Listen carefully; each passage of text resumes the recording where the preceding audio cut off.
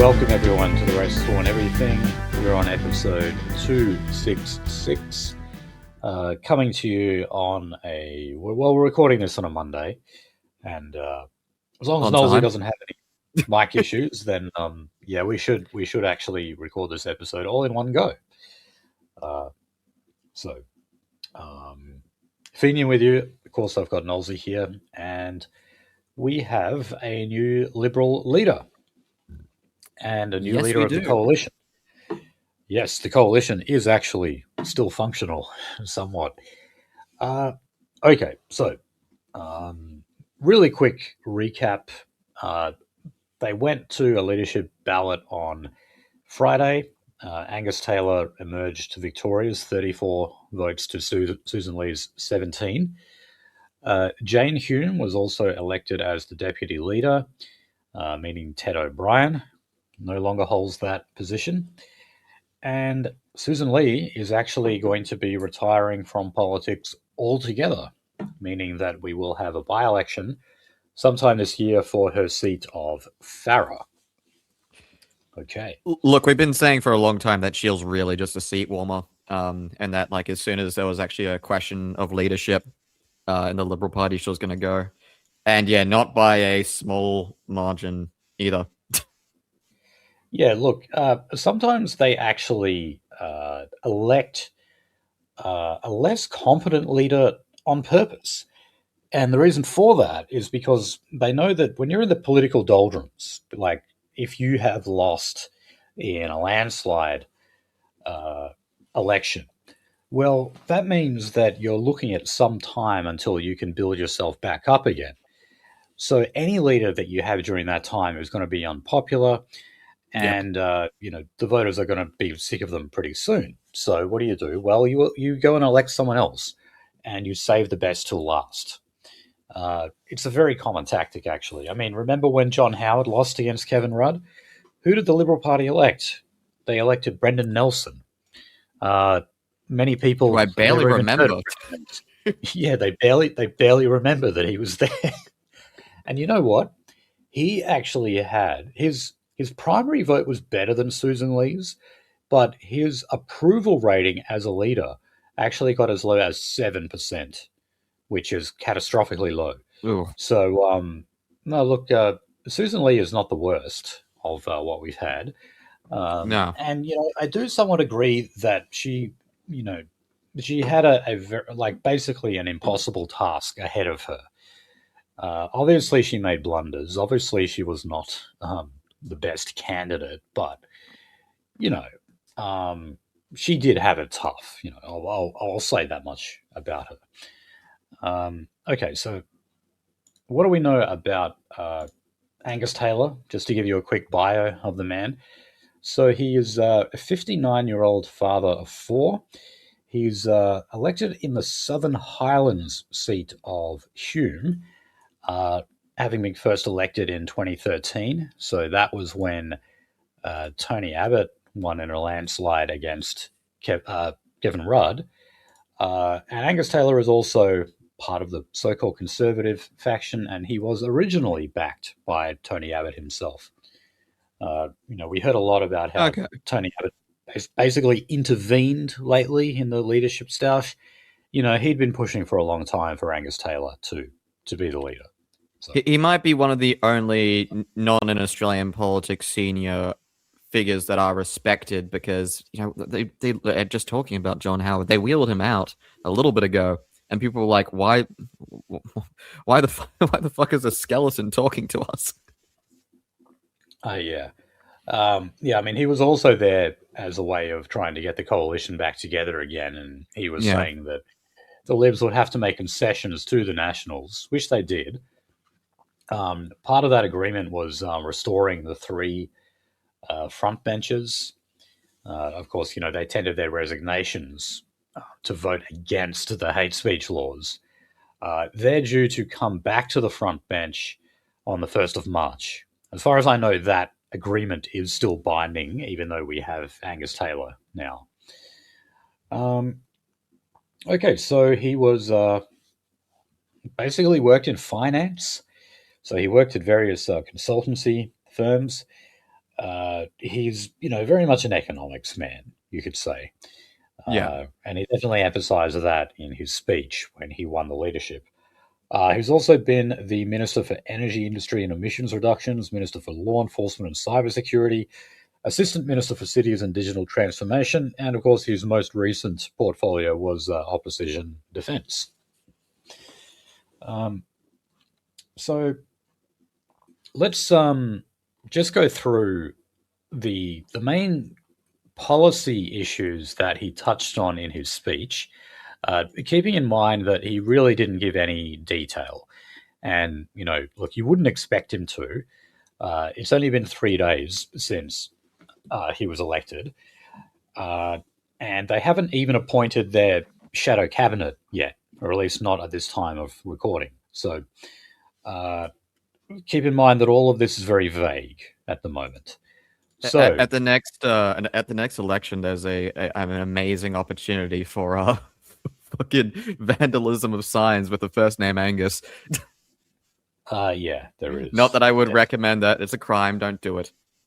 No, don't. Okay, so he did mention immigration and how it is affecting housing prices and the general cost of living. He said, it is clear that numbers have been too high and standards have been too low. If someone doesn't subscribe to our core beliefs, the door must be shut. So he did also get into the culture wars a little bit, not all that much. Yeah. Now, I really have to remind people of Angus Taylor's maiden speech. I encourage you to Google that if you want, or maybe if you don't believe me. But in that speech, he mentioned how important immigration is to Australia, particularly when we need to seek out people with the right skills to fill up jobs that Australians don't want to do. Look, the guy is an economic liberal. He also spoke a lot about harnessing the free market as the way to prosperity in this country.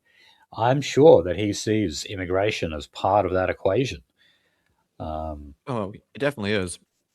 Yeah. God, I'm actually trying to find it right now, but there's a Twitter account, and all it does is it follows people complaining about their visa status on these specialized Facebook or I will say nominally Indian pages.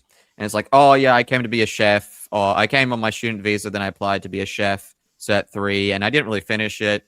I'm on a bridging visa right now. I'm working for cash, and my boss has stiffed me for $900. I'm on a functional wage of $8 Australian an hour, and I'm share flatting with 26 other guys. And it's how do I keep my bridge or get my bridging visa extension done? Da da da da. You don't leave the fucking country. Yes. Okay. So look, he also talked about cost of living. Well, we've already sort of mentioned that. He got it a little bit into childcare actually, and basically said he doesn't support Labor's universal childcare model.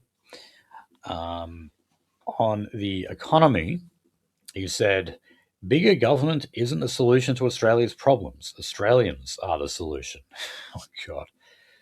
So, yeah, just get the government off our backs and then let people be free and the rest takes care of itself, apparently. So he said that part of the core values of the Liberal Party would be growing the economy through deregulation and scrapping bad taxes. He said, we will ferociously fight Labor's bad taxes. Taxes on homes, taxes on superannuation, taxes on our children's futures. He also said that he doesn't like tariffs. Well, neither does Albo, okay? Remember that. The position in terms of international trade between the Coalition and Labor is essentially the same. So no surprises there. Yeah. Okay. So look, Tony Abbott was on 7:30 the other night. It made sense, of course, to interview him, considering he is an Angus Taylor backer, and he has been since before he actually entered Parliament. But when he was asked for advice, if he were to give advice to the new leader, he said, well, you shouldn't be Labour light, you shouldn't be Teal light, and you should also not be One Nation light. So he said, we should be strongly Liberal, the Liberal Party of Menzies and Howard. And you know what else he said? I couldn't believe this, but he actually said that one of the reasons why people come to Australia is because we are an Anglo-Celtic, and then I got excited when he said that, and then he said, Judeo-Christian country. I was like, oh man, my God, you were nearly there, you know. I've had to fight with my boomer parents about that. I've literally even showed them like the crucifix meme where it's like Judea and it's the two nails and it's like Christian, it's Jesus. But, that is the biggest headshot for boomers. I mean, look, we are syndicated on the rightstuff.biz, and what I'm about to say is not a criticism, but one of the talking points, I guess, of late on the right stuff has been the idea that white nationalism is basically a Zionist project. Now, it depends what you define as white nationalist. I think that what they're getting at over at TRS is that a lot of people are using white nationalist talking points and rhetoric, and sometimes even calling themselves white nationalists when they're not. And that there, like Tony Abbott referring to Australia being an Anglo-Celtic country, I think is a great example.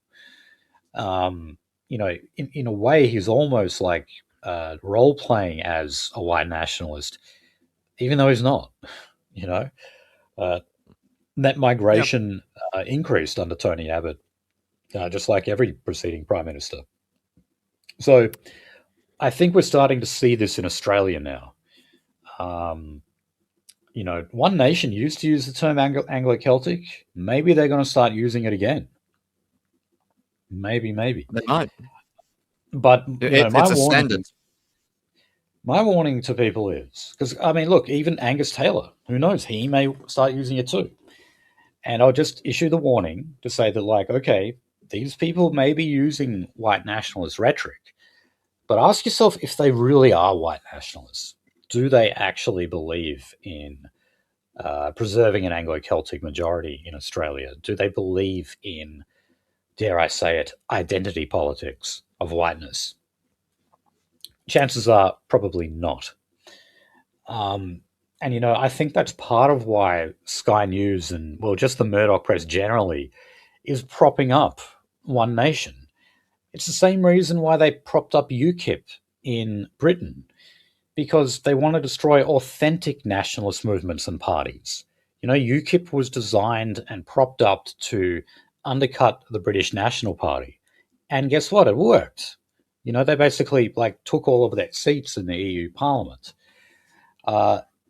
So now, even though there was a time when One Nation was just universally despised and demonized on both sides, from the left media and the right media, now the right media has come on board with her because she's cucked and she's become a Zionist and she's become a civic nationalist. So just be careful, all right? And I don't recommend anyone think that One Nation is going to be some kind of savior for you, because they're not. Anyway, take this all with a grain of cynicism. Yes.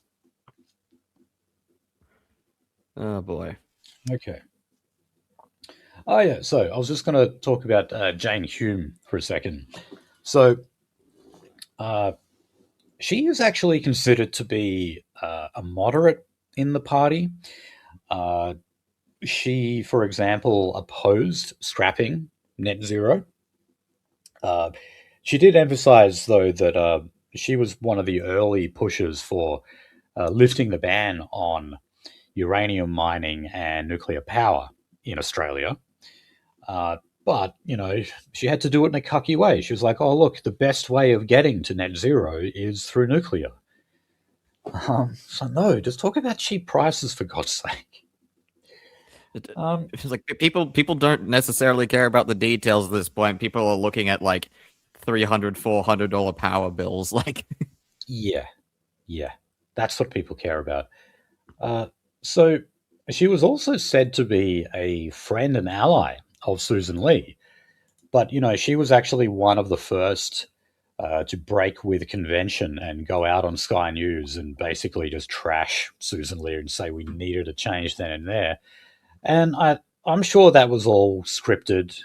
She would have had those. She would have planned that out with Angus Taylor. I'm sure that was all part of the script. And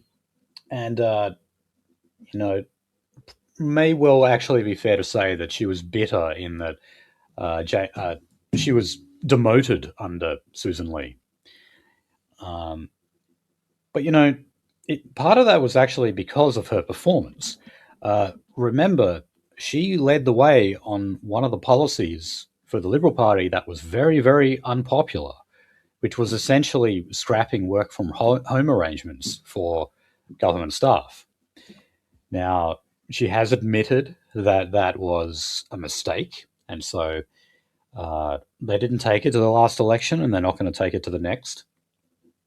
And something else I'll say about Jane Hume, she's 54 years old, and she's actually not bad looking for a 54-year-old. Like, I actually thought she was a lot younger than that.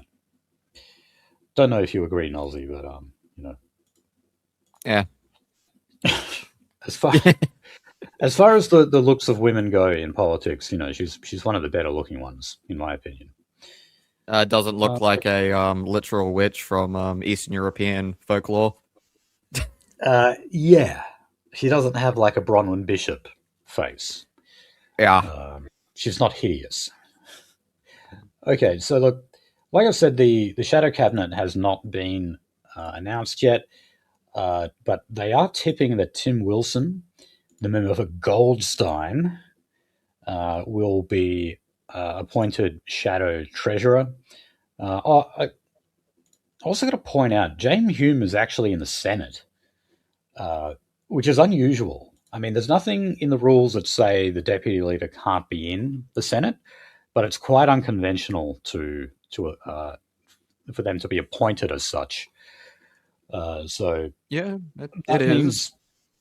That means you kind of have to have another number two in the House of Reps, and so a lot of people are pushing for Tim Wilson to be that.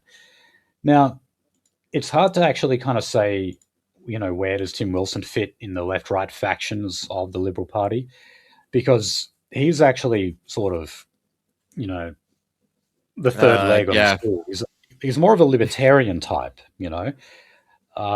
he's more of like a John Hewson type, in that, he came from the IPA, not the beer that gives you tits, but the Institute for Public Affairs. They're essentially a libertarian, like Friedmanite think tank. I remember seeing him on the media all the time prior to being elected to Parliament. But also, he is very, very socially liberal. You want to know why? He's gay. Yes, I was just waiting for this. I was like, yeah, he's not exactly teal, but there is a rainbow part of his politics. Yeah, he actually made a speech in Parliament where, when he was elected, they didn't have gay marriage yet. Yeah. And he gave a speech where he actually cried about how he was not permitted to marry his partner. They're married now, though, of course. Just anyway. If you want to understand him, just a hard man working hard. The song "I'm Gay." that's pretty much his entire political career. Yeah. Oh, kind of. And remember, he was ousted for 3 years. Zoe Daniel, a Teal, won the seat of Goldstein, and in this election, Tim Wilson actually only got in by a handful of votes, which was absolutely decided by the Jewish vote. Okay? I mean, of course. Zoe Daniel was unfortunate enough to be running against Tim Wilson after October 7, 2023, which, meant that a lot of Jewish voters ended up swinging back to the Liberals as opposed to supporting the Teals. And I got to remind people that the Teals are massive, massive ZOGy as well. Okay, of course. The race in Goldstein was effectively Tim Wilson and Zoe Daniel trying to make out who was the bigger Jewish ass kisser. That's what that election turned out to be. The Teal section of Australian politics is the most affable to the Jewish community. It is all of the geopolitics that they want and all of the domestic politics that they want wrapped up into one. Yeah, definitely. And I mean, just look at the electorates where the Teals hold power. One of them is the seat of Wentworth, Malcolm Turnbull's old seat. And Wentworth is the largest Jewish electorate in the country, held by Allegra Spender, of course. Yeah. Okay, now. So look, the usual commentary has been dished out here, like the Liberal Party were just eager to tear down a woman, their first ever female leader, and, they only let her languish in that job for 9 months. Tanya Plibersek said that an incompetent male in the Liberal Party wins out over any female in the Liberal Party. No, Susan Lee was just a crap leader, okay? Who made some really bad decisions, really bad tactical errors. I mean, you can blame David Littleproud, but there's a reason. There's many more reasons why the Nationals broke away from the Libs twice during her tenure. So, as a political tactician, she was not very good either. She was not effective. So, well, I was going to say, I found it funny that like the booting from leadership and resignation of Susan Lee caused such this weird cascade in groups, and at least a group that I didn't even know existed within the Liberal Party, headed by one Miss Mortlock, which gave me a flashbang because I know a whole bunch of Mortlocks, and they're very, very, very traditionally conservative. They wouldn't even allow a woman in politics, let alone a woman to talk at their own dinner table. She was heading up a group that was advocating for more women in conservative politics, and she had a hissy fit and literally liquidated her own group over this because this was such an affront. I'm like, lady, did you get ousted in your time of the month or something? I'm sorry, like what the fuck is this overreaction? Yeah. By the way, Jane Hume has been involved in that as well, like getting more women into politics, particularly Liberal Party politics, of course. She's also been an advocate for quotas. Like I said, she is a moderate. And also, there's definitely an argument to be made that with the Liberal Party taking out a female leader, they needed to at least have a deputy who was female, You could see that one a mile away. And that's exactly what they did. So, yeah.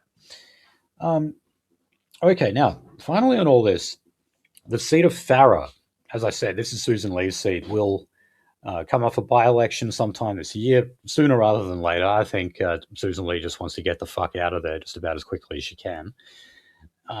So all players have put their hands up so far. So the Libs, the Nats, One Nation, the Teals, Labor, they're all going to be fighting this one out. Now, this seat is not quite as blue ribbon as what you might think. Interestingly, this seat was actually held for 14 years by the Nationals because it is a kind of semi-rural seat. And it was actually held by Tim Fischer, who was the former leader of the Nationals and thus Deputy Prime Minister of this country. The guy who always wore the hat, if you're old enough to remember. So anyway, the Liberals took it back, and this is one of those seats where there is no formal agreement between the Libs and the Nats to just let the other Party have it. Part of the coalition, like one of the terms that the coalition agrees on, is that there are certain seats where either the Libs won't run a candidate and the Nats won't run a candidate because, well, they don't want to be competing against each other in the same seat. They're supposed to be a coalition. They're not meant to do that. The seat of Farah is not one of those seats. So they're all going to be battling it out. And in a way, like, the Nationals are really motivated to give this their best shot because they see Susan Lee as, the enemy. They blame her for the fracturing of the coalition. They blame her for not giving the National Party enough. And also, they just don't like the fact that this used to be a National Party seat and the Liberals got it. So, yeah, that's.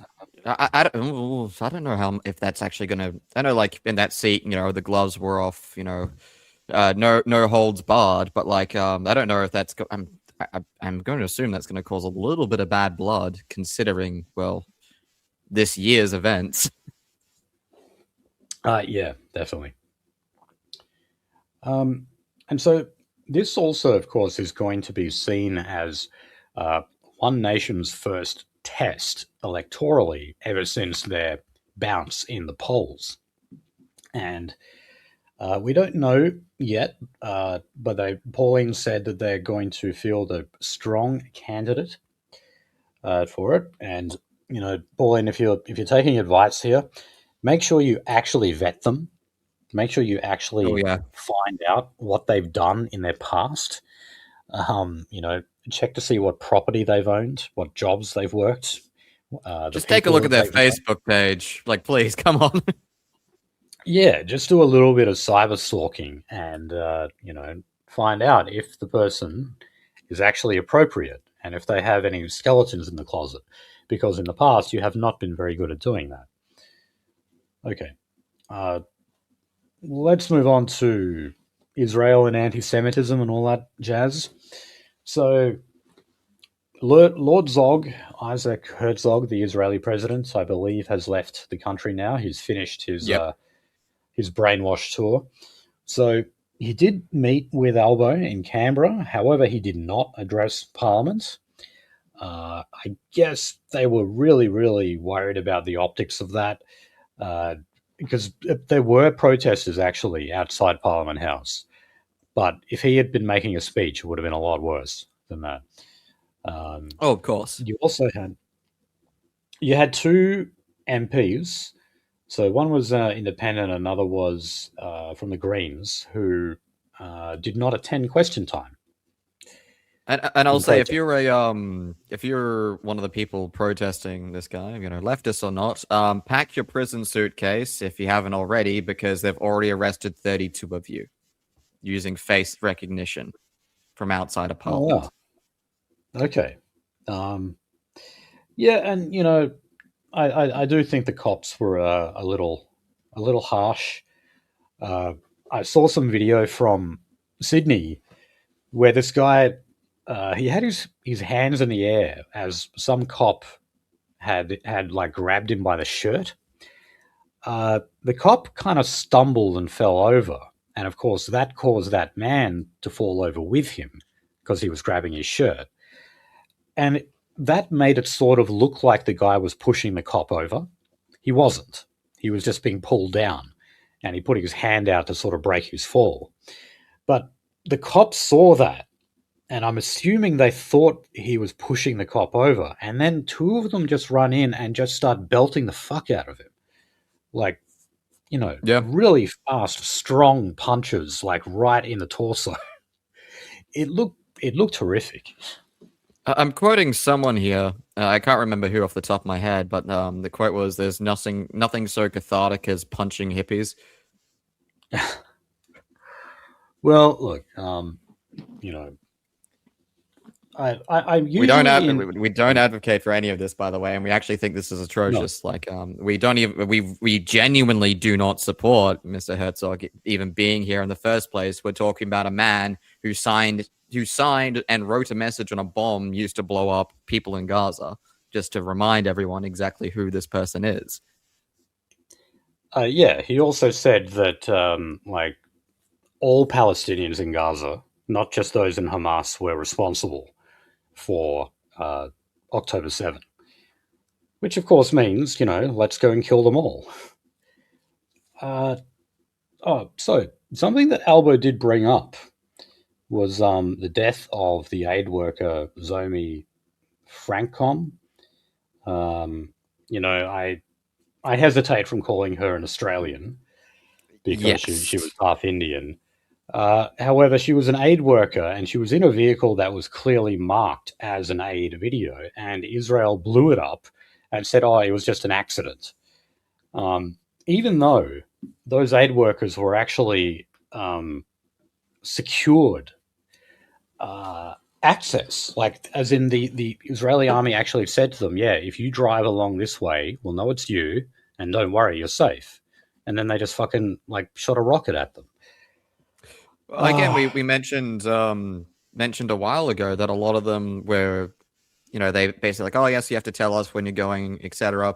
And they tell them all this. They mark the top of their vehicles. They use the transponders given to them by the IDF.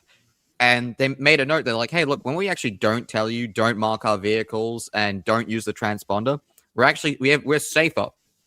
So what's the deal there? Right. And then it's just radio silence.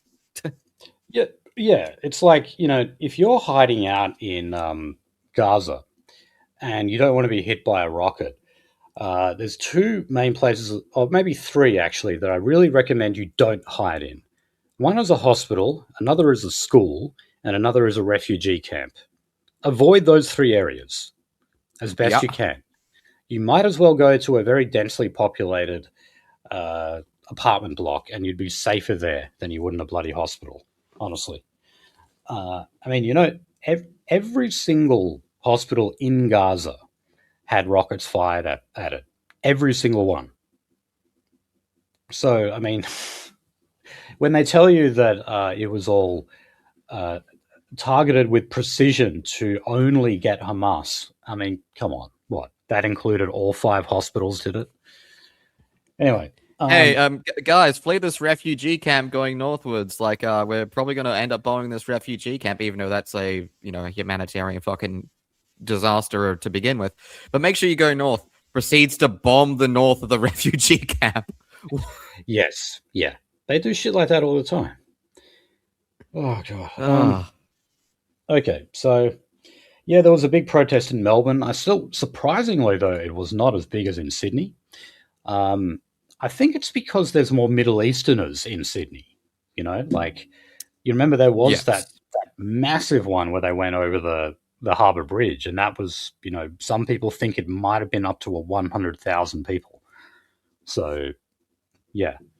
I'm going to put that down to the enormous amount of Middle Easterners that they have in Western Sydney. Also, the staying power is fleeting. Now, this next story, this is quite possibly my favorite story of the week. We've spoken a little about this newly formed group in Australia.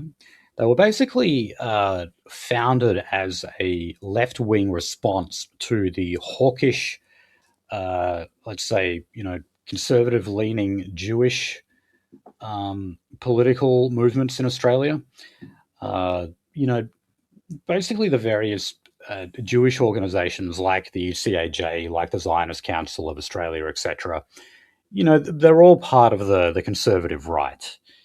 Not because they're conservatives of heart, but because, strategically they think that is the best path to take when it comes to promoting Jewish interests.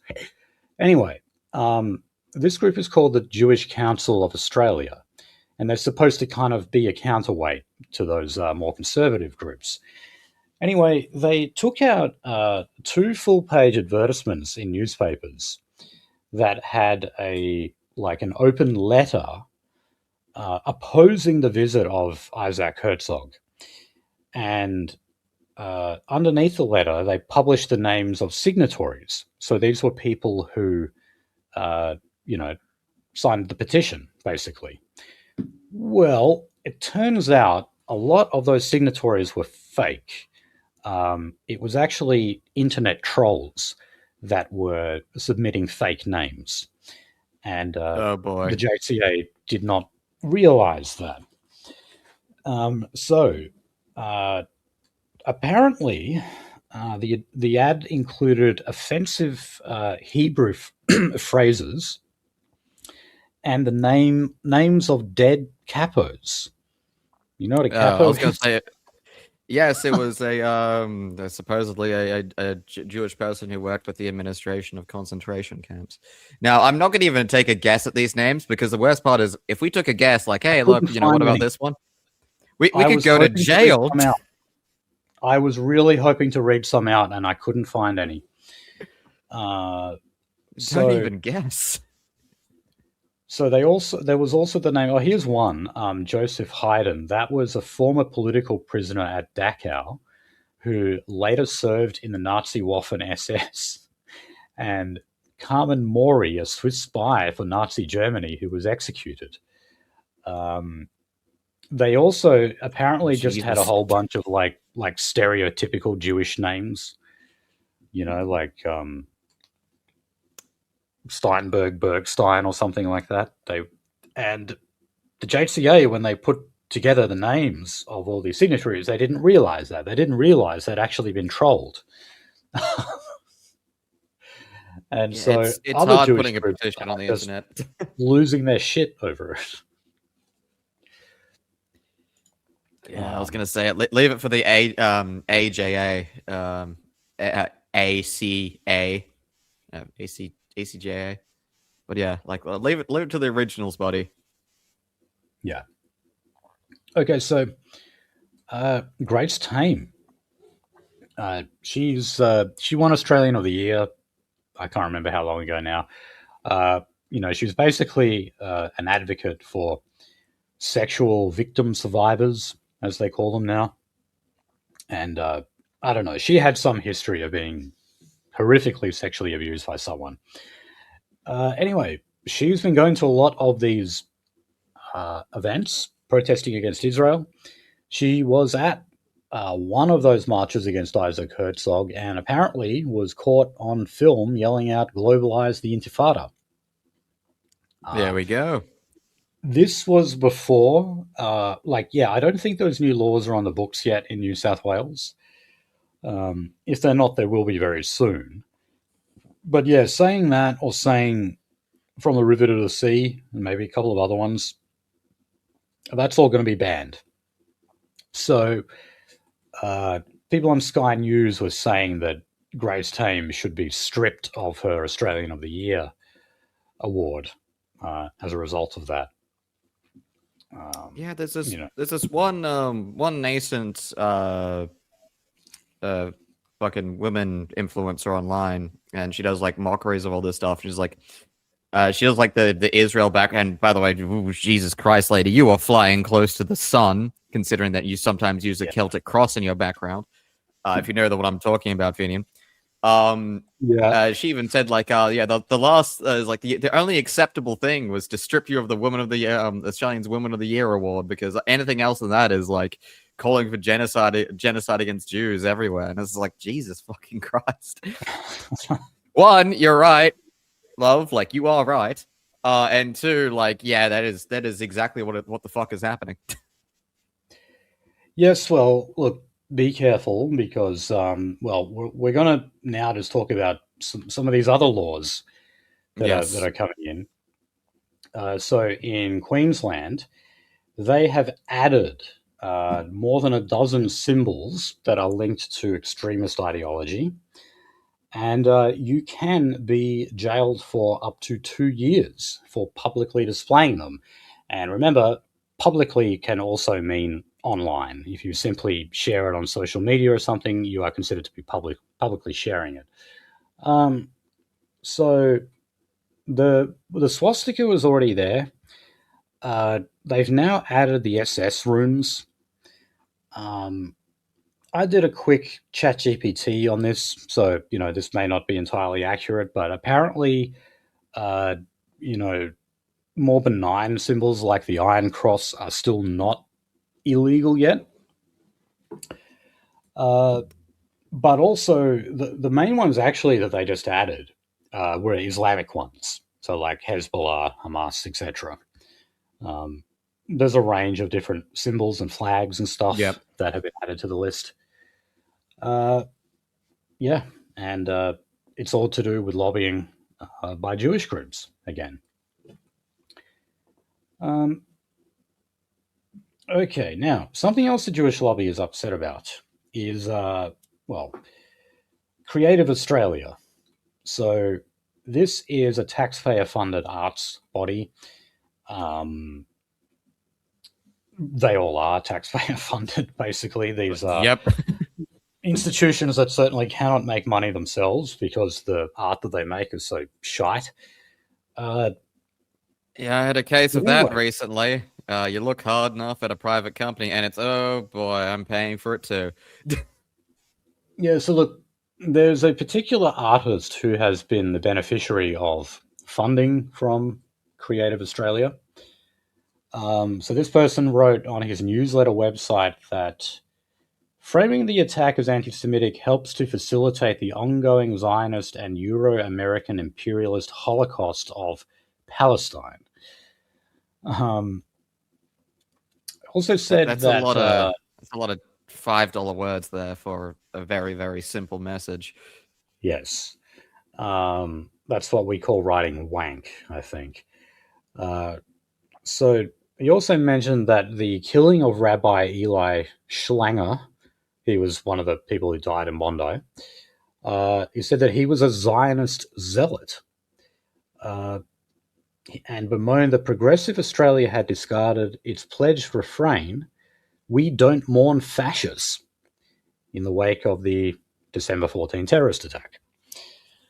Yeah, so he basically said that everyone who died at Bondi was a fascist. No. Yeah, whoa, Jesus. Okay, I mean, it was like Hanukkah on the beach, right? And then the main contention thing, and this is now like a talking point done by certain people, was that they were celebrating like massacres, including like Yom Kippur and da da da da. Am I retarded? Oh yes, I'm retarded because I make noises. Sorry. They did actually. Looking back at the footage, they were doing like the, like religious celebrations of certain Old Testament things, like, oh, we prevailed over this tribe who accosted us, and oh, we prevailed over this, and then they added the Palestinians to that celebration. So I'd say yes, it is true, but like, yeah, I don't think fascist is the correct term for it. No, certainly not. Okay, now the Aboriginal lobby, or the Aboriginal industry, maybe I should say, is sort of upset that Jews are hogging the limelight from them. As we know, like I honestly think that the left in Australia think that Aborigines are the master race, and the right think that Jews are the master race. But of course, since October 7 and Bondi, the Jewish lobby has become much more influential and have been getting Albo's ear. So the Royal Commission into Bondi, which is essentially going to be a Royal Commission into anti-Semitism in Australia, has sort of taken the wind out of the sail of the Aboriginal industry, because they, for a long time, have been calling for, if not a Royal Commission, some kind of federal inquiry into racism against Aborigines. So the Indigenous Australians Minister, Malarandira McCarthy, says that she is encouraging people to put submissions to the Anti-Semitism Royal Commission about racism against Indigenous Australians, and that there may be an avenue under the Royal Commission terms of reference to investigate this kind of racism. So yeah, she's saying that there's basically a way to turn this Royal Commission into a Royal Commission into not just anti-Semitism, but racism against Aborigines. As you can imagine, the Jewish lobby is furious over this. I was going to say, play your part and stay second fiddle. Yeah. It's just like when people include like homosexuals in, figures of the Holocaust or gypsies or something like that. Yeah. Jews instantly say, no, it's only Jews. It's only about Jews. You can't do that. You can't talk about these other groups. So that's what's happening fucking here. Nuts, isn't it? They're like saying, no, this Royal Commission is about us. It's about no one else but us. And look, I predict that Minister McCarthy here is probably just going to be put in her place over that and told no. All submissions will be to do with anti-Semitism. They'll all be to do with Jews and no one else.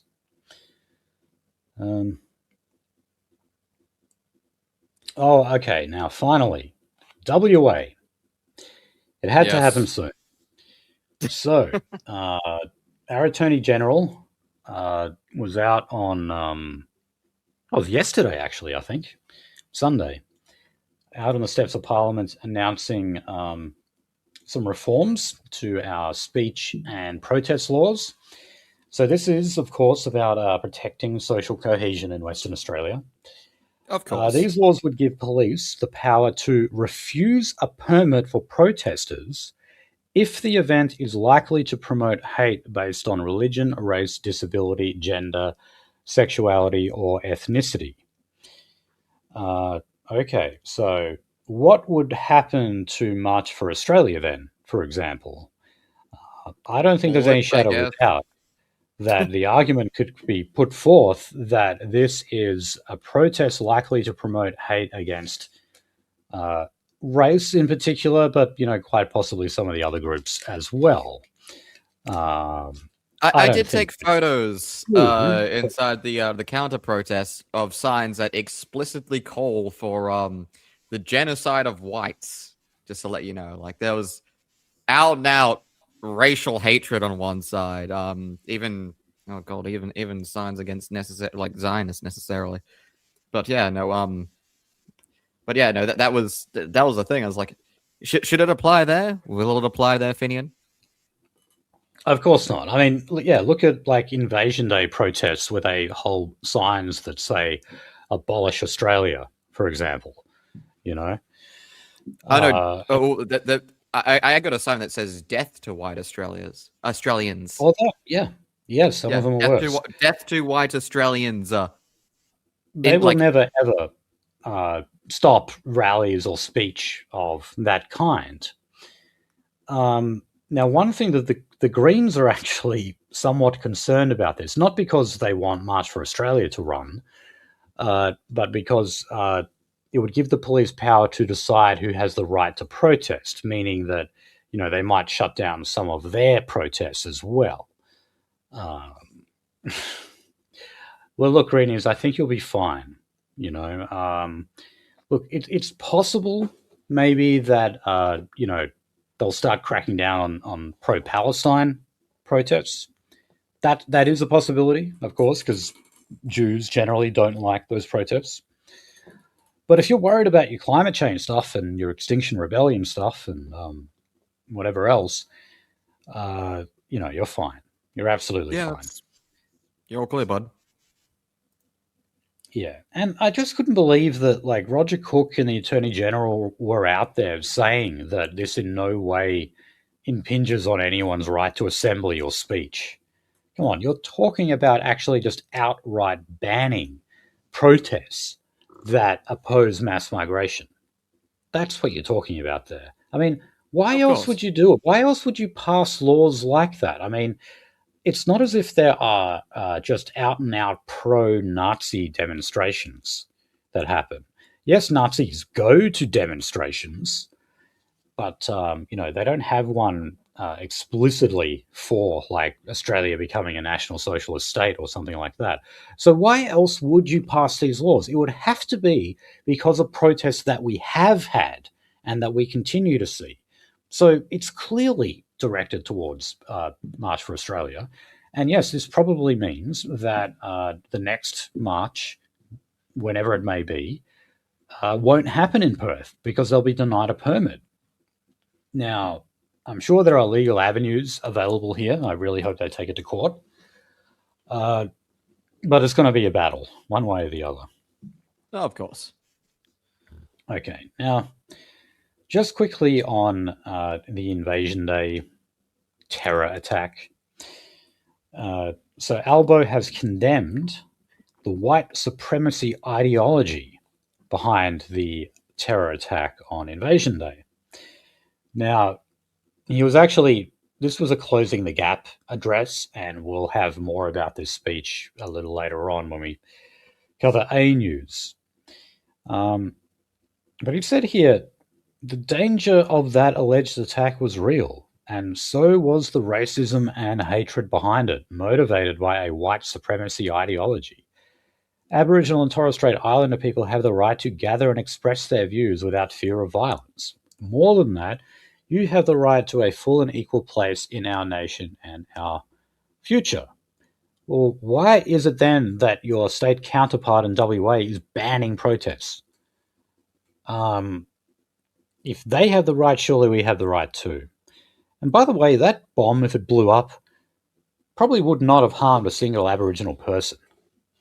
No, they're all at the back. Yeah. Or they're all at home. I mean, they're all at the back. They're all at the back, like hawking and trying to get stuff off of people. I do actually even have video of that. But it was at the front for the most part, outside of a few key community leaders. It was very much a was it affluent, upper middle class white crowd. It always is. It always is. And lots of different hair dyes and piercings and gauges and tattoos and. I really wish actually, because I took the batteries out of my camera and then also the SD card because I just wanted everything to be clean. I wanted to format the SD card before I started the day, so my camera wasn't ready. But if I had got like the front shot of that protest, you would have seen it. Yeah, so look, Nolsey and I are actually working on a little article about this because we think there is a lot more to this. We've already said that we basically think this was like a false flag attack by a member of Socialist Alternative. So, yeah, we'll be publishing something about that in the coming days. Yes. Okay. Let's now turn to immigration. Now, this was something that just was breaking news just before we started the show today. It has been leaked to the media that Susan Lee was planning to dramatically overhaul the country's immigration system within just 4 months of the Liberals coming back to power. So this proposal included having security agencies take a leading role in the screening of non-citizens at the border, and was going to be called Operation Gatekeeper. Now, this was sort of like what do we remember the Muslim ban? Donald Trump's Muslim ban? Never really happened. There would be like a number of flagged countries that were considered terror threats, and we wouldn't accept any migration from those countries for, X amount of time. So, yeah, that's interesting. They said also that they may have been taking lessons from, believe it or not, the British Labour Party, because they've got this system going at the moment where they were trying to get UK citizens back from African countries because those African countries had cancelled the African visas of United Kingdom citizens who were in Africa for God knows what reason. And Britain said, okay, well, we're not going to accept any migrants from your countries unless you give these citizens back. So apparently they were supposed to be taking a lesson from that playbook. I don't really understand that, though, because, I mean, do we have that issue here? It's not like we're desperately trying to get back people to Australia who are, off stranded somewhere. Although we are going to take in ISIS brides, and we got something on that. Yes, we are. But anyway, I saw the footage. That was disgusting. Yeah. So, in terms of, talking about the tactical blunders that Susan Lee made, maybe she should have announced this much, much earlier. Because this sounded like something that they perhaps were not going to reveal until the next election. And it's leaked for whatever reason. But, yeah, I mean, look, could this just be another example of a Conservative Party adopting populist rhetoric and also policies that at least appear to be tough on migration, but aren't? I mean, when Trump had the Muslim ban, did that really slow down the rate of non-white migration to America? Of course not. I mean, it did during COVID, but that's because of COVID. It's nothing to do with policy. I was gonna say normally I say like let us see let us see what's ahead, what's gonna go on, but like no, we already fucking know. We've seen this a goddamn 1,000 times. And look, I wouldn't be surprised if this policy was essentially copied by Angus Taylor. And another thing was Susan Lee planned to strip the visas of migrants who fail to comply with the Australian Values Statement. God. Yeah, if you don't know, new migrants to Australia have to sign the Australian Values Statement, which they probably don't even read. I sign piece of paper, therefore I have these values. Yeah, it's ridiculous. Oh, God. Okay. All right, so talking about the NZYQ cohort, these are the people in indefinite detention in Australia whose indefinite detention was found to be illegal or invalid constitutionally. We've got even more of this cohort now set free. The reason why is because a lot of these people are in jail as well. So, they're prisoners serving time for whatever kind of crime, but they're also like illegal immigrants at the same time. So, as time goes by, more and more of them are released from jail. And because indefinite detention is invalid now, well, they just get let out into the general population. They don't go into immigration detention. So Home Affairs officials said that the 335 individuals holding those visas now included 15 people with convictions for murder or attempted murder, and 98 convicted of sexual offending. That was up from 13 murders or attempted murders and 95 convicted sex offenders when the department last updated its figures in March. The officials said that 14 of the 335 had either low level or no criminality. Only 14. So, yeah. Who could have predicted this? Yeah. Last week I said that, the superior courts in Australia generally make good decisions. They make better decisions than the lower courts, like the magistrates' court. But they still massively fuck things up, and this is a great example of that. Okay, like I said, ISIS brides. So the ABC can reveal that families with links to Islamic State fighters have left a camp in northeastern Syria, and they're already planning their journey home. So, yep, issued new passports, and we're all good to go. Well, so there's 11 families, and that makes 24 people in total. But there may actually be 34 in total in the end. So they're heading to Damascus now, the capital, and they're looking for passports, which apparently have already been issued to the families. They got them to. Oh, actually, well, technically last night for us, but yeah, today. So the ABC did contact the Commonwealth government for comment here. Guess what? They're not saying anything. And why would they? Why would they admit that they're standing by to have 34 passports handed to people linked to Islamic State to come back in the country that they never should have been in the first place, while at the same time they throw Ryan Turner in jail, or they send Matthew Gruter back to Johannesburg?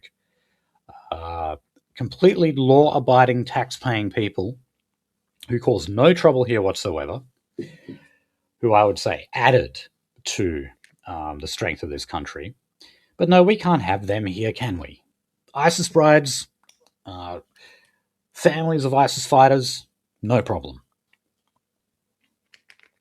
It's not like their children, at least, if not them themselves, are going to have like weirdly anti-state sympathies. Yeah, and by the way, like, you know, even though they're in Syria, most of them are Libs. Most of them are like ruralite Muslim Libs. That's, I mean, most of the ISIS fighters in Australia come from Western Sydney. It's fucking Libs. Yes. Okay. Now that is a factual statement right there. Even the government published that statement just to make sure. Yeah, even Peter Dutton mentioned like the intergenerational problems of Lebanese migrants to Australia. He copped a lot of shit for that, by the way. Of course. All right, so onto the economy. Now, the Australian reported with glee that Australia is actually on track now to record $1 trillion in gross debt just before the May budget. So this comes off the back of a previously undisclosed $54 billion blowout in the government's medium-term position. So that would actually make our gross debt 34% of GDP. That's pretty big. Yeah. Okay. Almost untenable without infinite migration, I guess. Of course. So, I mean, imagine what percentage it would be if you didn't have that. Okay. Labor is looking for the tax hike on superannuation balances again. Now, they're no longer pursuing the tax on unrealized asset gains. And now they're going to index the $3 million threshold above which tax applies. So, yeah, basically that means that you'll only get this extra tax if you've got over $3 million in super. They're going to need the support of the Greens to do this because the coalition is not going to accept it, especially when Angus Taylor has already made a speech saying that they're going to oppose all tax hikes on superannuation or just all tax hikes full stop. Look, they'll get this eventually. Look, generally I say, don't fuck with super. Super's important because, well, aging population and everything. At what point do we just get to the burn it all to the fucking ground? Well, what the Morrison government did with super was just absolutely retarded. Like, they allowed people to clean out like 20 grand out of it, which, and a lot of people, that's all they had was about that much in their super. But yeah, I don't know. If you've got over 3 million, I think you're probably pretty set. All right. Now, we are inching close to a trade agreement with the European Union. This has actually been going on for years, like under multiple governments in Australia. People might remember that there's actually, you have to come to agreement in terms of the product names that you're allowed to use. For example, Feta and Prosecco. We get told that we can't call feta cheese feta because, like, I don't know, apparently the Danish have like a monopoly on that. They're like, no, we own the word feta. Essentially, isn't feta Greek or something? I was going to say the ghost. I'm almost certain. Like, I'm not a historian, but I'm almost certain. I'm living way too fucking long in Europe for a bit. That it was literally Napoleon trying to sort out trade negotiations. Like, it's not champagne or champagne unless it's from the Champagne region of France. It's not Dijon mustard unless it's from Dijon. yes. You know, like, etc. But that's expanded out because, you know, that's great protections for town and brand and manufacturing recognitions. I think, yeah, it wouldn't surprise me if, like, they just write in small letters above it, like method D feta or whatever you would say in Greek. I'm almost certain feta is Greek. Oh no, you could well be right. Maybe I thought that because I think when I buy feta, I buy the Danish. Yes, it is. It is Greek. Yeah. Yeah, I mean, you wouldn't think they'd be picky over things like that, but yeah, these various countries are like, no, Australians have no right to use these names on their various food products. If you want the names back, get out of a trade agreement with Europe. That's about it. Well, they're gonna stay hard on it. Yeah, they're not relenting on that point. So, part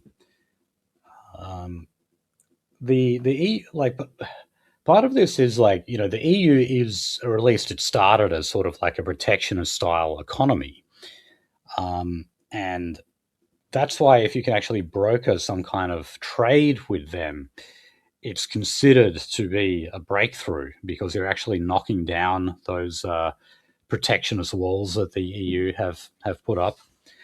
And you know, you hear a lot, like, libertarians hate those arrangements. They complain of like people who just get paid for owning a farm.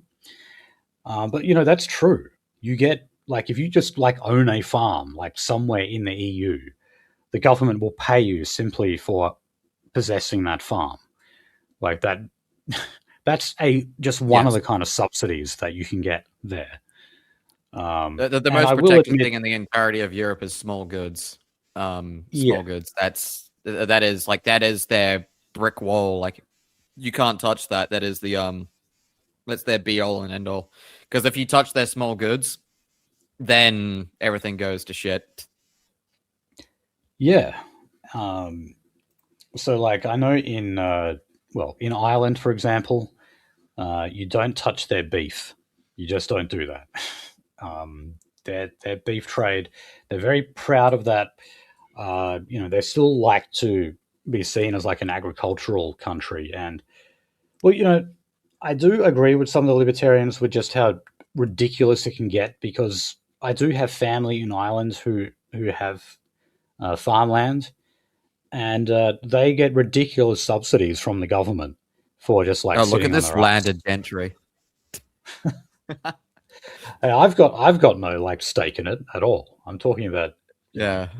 Yes, I'm related. The beef mountain incident probably cemented that in everyone's minds forever.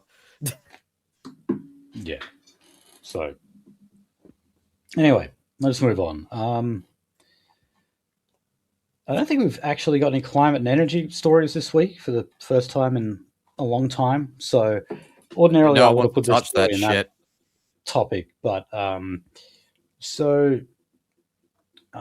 what was going to be the biggest lithium refinery in the world has had the pin pulled on it. This was actually set up south of Perth. So we've had a number of critical minerals setbacks in Australia. Maybe that's why we really wanted to secure critical minerals from the United States. Something that Albo negotiated with Donald Trump. And look, they're putting this down to rising costs, which includes things like electricity, of course, but also competition from China. And I know that definitely the competition with China, that was another thing with the deal with the US. We were really afraid of that. So our electricity, lithium is an electro 1 metal. Aluminium is a little bit easier just because it's a little bit more, atmospherically stable. And cryolite, I don't want to say solvent, but functionally solvent, or substrate maybe, that we can actually take it from is cheaper than the substrate needed for lithium. But and also we're not using children to dig it out of fucking mines in like central China in the hills. Yes. In the northern hills. That's right. We're using white clay being dug up by functionally FIFO workers, both north and south. And then it is being literally trained into this one place. It wasn't because it was like 10 clicks south of Byford, which doesn't mean anything to Americans, but imagine like an absolute shit ton away south of town. The electricity, if all of industry develops around is either exists or like lives or dies on the cost of the kilowatt hour. Yeah. So our kilowatt hour cost is high. It's going to be higher than China's. The cherry on top is we're not like fucking putting children in bauxite mines, which yes is aluminium, but white clay is also found as a byproduct in bauxite mines.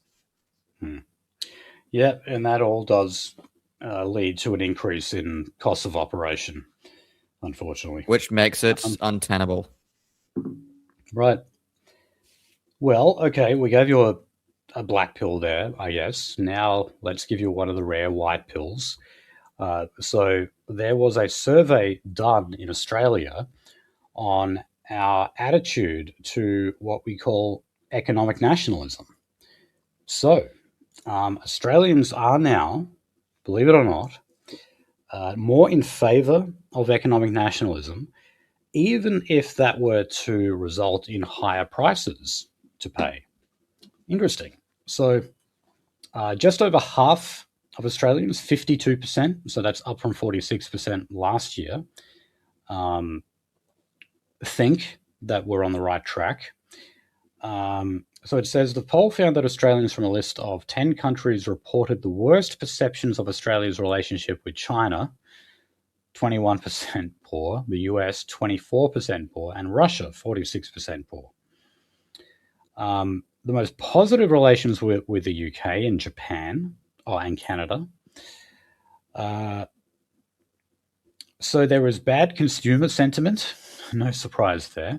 Majority said that onshoring and economic nationalism, even at the threat of higher prices, was good. When asked if firms should hire locally, even if that meant higher costs, 76% said yes, 14% higher than the 62% global average. Look, I'm not going to read every single one here, but basically every single metric that they asked here, basically the pro-economic nationalist side won. So, talking about that shift that we see in, conservative politics around the world, we keep getting told that it's shifting into a populist direction. We're not very often told what populist means exactly. But I think we can assume that one of the features is an embrace of economic nationalism. That is tariffs, subsidies, protection of domestic industries, hiring a local workforce, and discouraging consumption from overseas countries. Generally speaking, the West is becoming more in favor of those things, even though that's despite the neoliberalism of the 1980s, where conservatives like Reagan were telling us, no, we need to embrace globalization and free trade and the free movement of capital and people for the purpose of freeing the free market. People are turning away from it. I recently had a conversation with my father, and he was born, just at the end, the ass end, or the closing days of World War II. And he was telling me about the 60s, and he was like, look, like you've got so much, you got so much luxury and etc. And I was like, okay, Dad, when did you move out? How much your mortgage? How quickly did you pay it off? How many kids did you have? You fucking went through Woodstock, so how many fucking women did you go through, buddy? As an aside. And he was like, yeah, we had all these tariffs and etc. and whatnot, but like you got so much more luxury. And it's like, well, you had so much more life. My generation doesn't expect anything good to happen with their entire life. They're not concerned about exactly how much luxury they can have because you think it's cheaper, because it's straight up out of their reach entirely. He sees a television, he's like, well... So, no, go on. He sees a television, it's like, well, that's a thing of luxury, and it was incredibly difficult to manufacture that in Australia at the time. I was like, yeah, but like, go around to your pub and ask like, younger guys in the early 20s, hey, would you like to have a TV in your house, or would you like to have kids? And they'll respond, I don't have a fucking house. Yeah. Right. And well, another thing I was going to say is, why is luxury a good thing? I mean, why is it that we have at least attempted to ban teenagers from using social media? It's because a lot of these so-called luxuries are actually poisonous for us. So, of course. I mean, yeah, okay, we've all got entertainment, like endless entertainment at our fingertips just by pulling our phones out. But why is that actually a good thing? I don't think it is. Why are our suicide rates going up and SSRI prescriptions, etc.? Luxury is not so good. The tariff Australia had people owning houses, making families, living actually relatively fulfilled lives, even though they complain about it at every single step because they didn't have all these like fancy, flashy things. But the modern day Australia has people having, like a computer, the ability to necessarily hear us across, oceans and etc. But it has infinite despair. Yeah. Anyway, so that's my TED talk. Sorry. No, there's no point in living like just in complete comfort if you're miserable, is there? I mean, what good is all of that? What good is all this stuff and gadgets and convenience that you have all around you if you're lonely and don't see a future for yourself, or you see the only future for yourself is just consume product and that's it? Because that's not a life I want to fucking live. The next iPhone is going to stop you from wanting to kill yourself tomorrow, right? Oh, apparently, yeah. And if you work at Amazon, you can just go to that little like mental health booth that they have and just stand there for 5 minutes, and that'll cure everything for you. Yeah. Okay. Well, we gave you a white pill with the Economic Nationalism Survey, but now we're talking about housing, so you're going to get anything but that.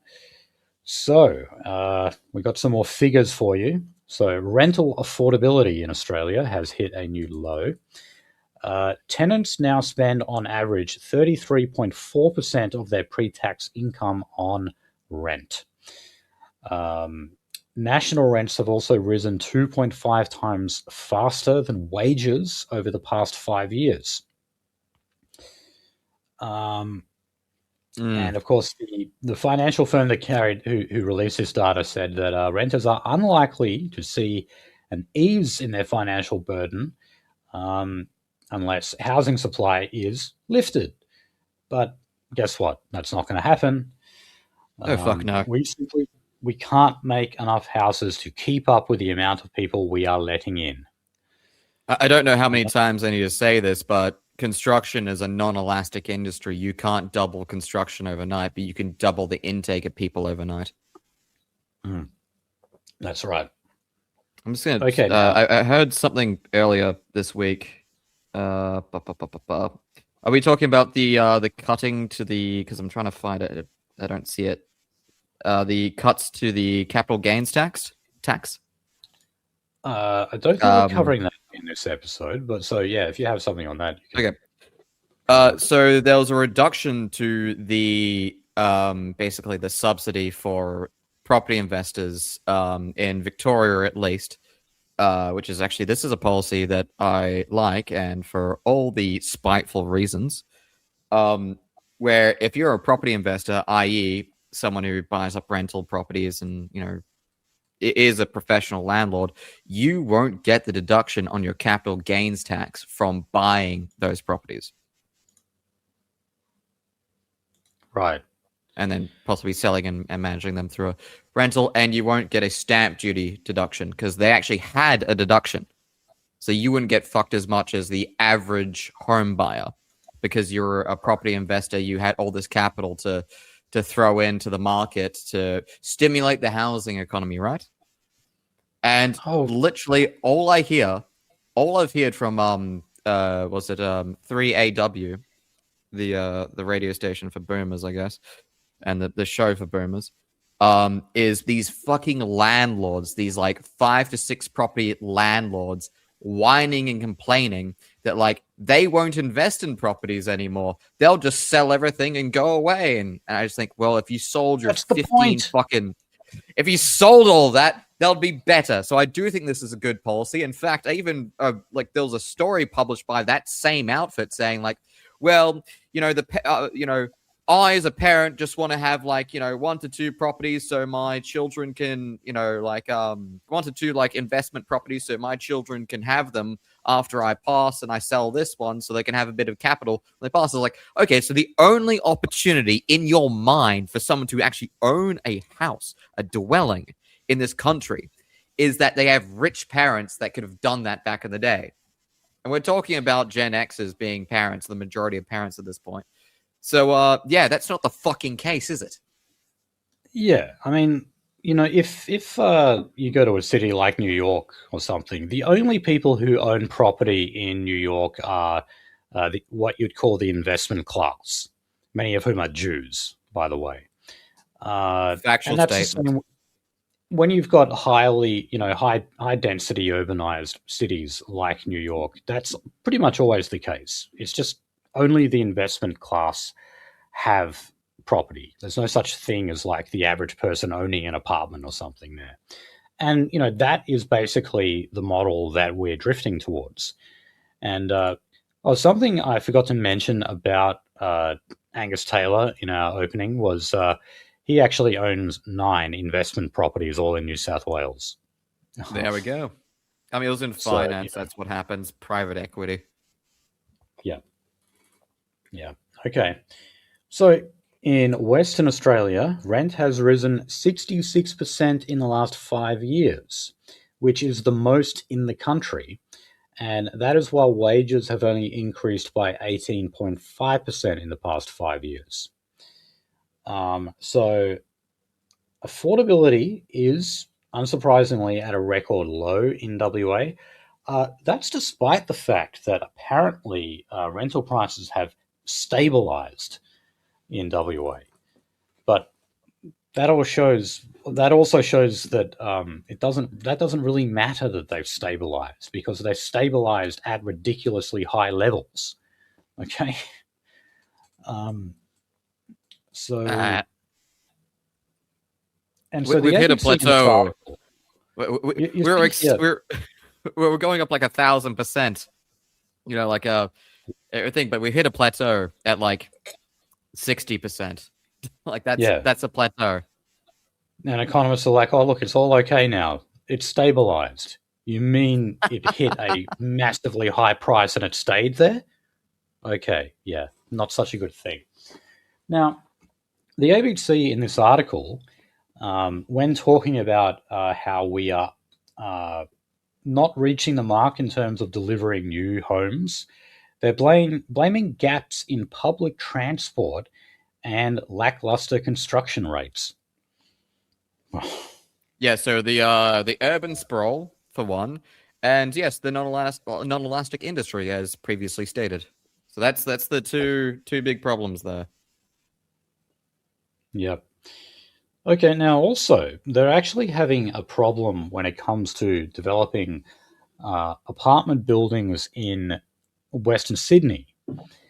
So, according to this article, developers in New South Wales are really focusing on the north and the east of Sydney, and they're neglecting Western Sydney. Now, one of the reasons why this is an issue is because that traditionally, Western Sydney used to be the place to go to if you were running on a budget, if you weren't super wealthy. Now developers are just looking at these kind of high-priced apartments in the east and the north of Sydney, the wealthier parts of Sydney, and so people are getting left behind in Western Sydney, and they're not actually. I hate to advocate for the building of apartment blocks, but it would be better than nothing. I'd much rather they were developing proper plots of land for housing. But, if it has to be apartments, all right, so be it. So now there's even a problem with that in some of these areas, like developers don't see it as profitable enough, so they're just neglecting it. And I think last week we mentioned that the median house price in Sydney now is $1.7 million. What kind of average wage earner can afford that, for God's sake? Well, I think we're spiraling towards Kowloon, the Kowloon type housing situation. But the problem is, we kind of already hit there, didn't we? Yes, we have. So again, I mean, if housing prices stabilise in Sydney, that will be not much of a win at all, because again, it's stabilised at ridiculously high prices. That's not a good thing. Okay. On to industrial relations. We're going to start with the CFMEU. We're going to talk about the inquiry that is currently underway in Queensland. So, back in 2018, there was a deal made between the Palaszczuk Labor government and the CFMEU called BPIC. So, this included a 5% pay rise annually, double time for some workers when it rained, a month of rostered days off each year, RDOs, an allowance of $100 a week for workers using their own mobile phone. So this applied for workers of the CFMEU on all major state projects worth more than $100 million. So when the LNP came to power, they said that there were complete cost blowouts and that it was crippling productivity on these work sites. So they scrapped that agreement with them. They said that, well, actually, they were questioning this guy. Sorry, where's he from? So Civil Contractors Federation Queensland Chief Executive Damien Long, he was giving evidence at this inquiry. He said that this agreement between the Palaszczuk government and the CFMEU was essentially a CFMEU enterprise bargaining agreement, with union officials reportedly involved in departmental negotiations. He accused the former government of a sham of a collaborative process and said the CFMEU ultimately had a driving hand in BPIC's implementation. So when did this start? Because as I understand, or the last thing they heard was the CMFU was basically not only dissolved, but like they're under administration. Locked. Wasn't there like a case put against them for links? And they again, currently are under administration. yes. So, like, you could say that they're nationalized. Like the Labor Party owns them now. Now, like, there's various restrictions, like depending on what branch you go to. You know, the restrictions are very heavy in Queensland and Victoria, and I think New South Wales as well.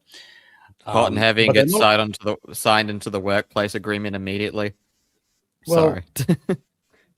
they're well, they're not allowed to do things like they can't have an election, for example, to elect a Yes. new secretary, stuff like that. They can't do that. But look, one thing I'll say in defence of the CFMEU here is that, well, all of those conditions that I read out, like double time for when it rained, they're conditions that the CFMEU always negotiate. I don't think there's anything special about these government contracts that they negotiated, because they negotiate the same kind of contracts with the private sector as well. I know a lot of them seem ridiculous, like giving you $100 a week mobile phone allowance. I mean, who the fuck spends that much money on making that many phone calls in a week? Maybe back in the early aughts, if you're using data. Yeah. And they get a whole bunch of other allowances. Like they get a meal allowance as well, for example. There's all sorts of things they get. The thing is that the unions always negotiate. It just matters like how threatening they were during it. That's the big difference. Yes, that's right. So, well, okay, let's move to Victoria now. So the Liberal opposition there is saying that, well, I think we covered this at the time, but Jess Wilson, the new leader, as soon as she became leader, like the first thing she promised was a royal commission into the CFMEU. So they've got a similar kind of thing here where there's been these big government infrastructure projects that the CFMEU have negotiated an EBA on. Now, in this case, they're saying that through these big builds, that there has been an estimated $15 billion siphoned through various corrupt activities. Now,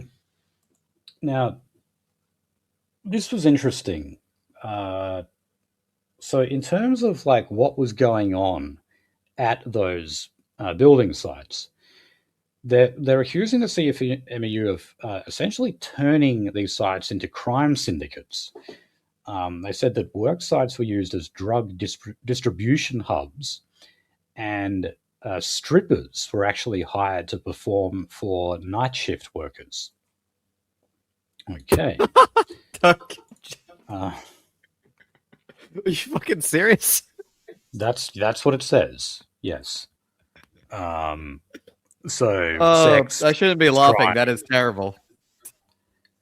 Now, look, a lot of the guys, who are members, yeah, I mean, I guess they like the strippers. They like doing that kind of shit. Those kinds of guys, I don't know. Yeah, well, and Jacinta Allen, the Premier, initially, well, she's refused to acknowledge the $15 billion figure. However, the Fair Work Commission General Manager Murray Furlong, he said the $15 billion estimate was consistent with what he had been told by Victorian government officials. So, in other words, the people who negotiated these contracts. Yeah. They're basically saying the CFMEU like siphoned off an extra $15 billion on various things.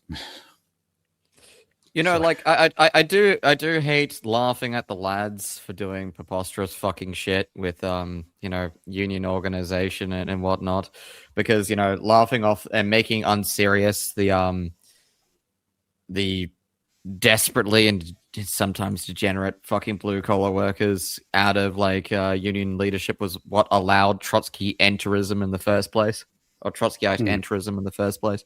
But like, mates, we gotta keep this shit in fucking line. Yeah, look, what the CFMEU does is excessive. I'll say that. I support the union movement. I think they're important. I think that I hate the fact that unions have lost their way in terms of going after social justice causes or just trying to prop up future politicians. I hate that. One thing I commend the CFMEU on is that like their leadership is still run by people from the rank and file, people who were actual construction workers themselves. But they're excessive. They do result to bullying and intimidation tactics, and some of the things they demand are, pretty. It's taken the piss, I think is a good way to put it. You shouldn't expect things like $100 a week mobile phone allowance, for God's sake. I spend $20 on my mobile phone a month. Come on. I was going to say, internet plan, 2 fucking phones, a data plan for the fucking lady because she burns through it like water, and a modest data plan for myself is $172 a month for me. Yeah. And I'm already getting paid to pay that. Okay. All right. Well, still on the unions. Employer groups are saying that Labor and the unions are smearing the business community after the Fair Work Ombudsman revealed not a single referral had been made for prosecution under contentious criminal underpayment laws 13 months after they came into effect. So this was, I believe, Tony Burke was still the IR minister back then. This was to do with companies that were, well, as the name suggests, underpaying staff. They were supposed to pay them a certain amount and didn't, or in some cases they were doing more unscrupulous things like getting them to hand over cash, like withdraw their wages and then hand over cash. So they're complaining here that basically the fact that they haven't had a single referral yet. So, they haven't caught anyone doing it. And basically, I guess they're making the argument now that this wasn't even happening, that underpayment of workers was not happening. I don't buy that. I mean, just going anecdotally, I can't see how that's the point. But, it can be hard to say, prove it, which is why a lot of the time, they wouldn't chase things like that up. Also, people are reluctant to make reports because, well, they're afraid it's going to backfire on them. They're afraid that if they get found out for like dobbing in their boss or whatever, that they're going to get sacked. So, there's a lot of reasons why people wouldn't be reporting this kind of behavior. All right. Again, the man who signs your paychecks has also a thumb over your head. Oh, absolutely. All right. So, something the Australian loves to point out is how the public sector in Australia has grown ever since the election of Anthony Albanese. Now, assuming this is true, I'm going to say, all right, fine. This here is, again, what you would say is taking the piss. There's been a big emphasis in the public sector among employees about what they call psychosocial hazards. So these are things that happen at work that affect your mental health, basically. So the Australian Public Suicide, Service for example. Protection, the Australian Public Service Merit Protection Commission has spent 70% of its workload on reviewing code of conduct breaches and penalties linked to alleged assaults, bullying, conflict of interest, practical jokes, and unauthorized access of personal records.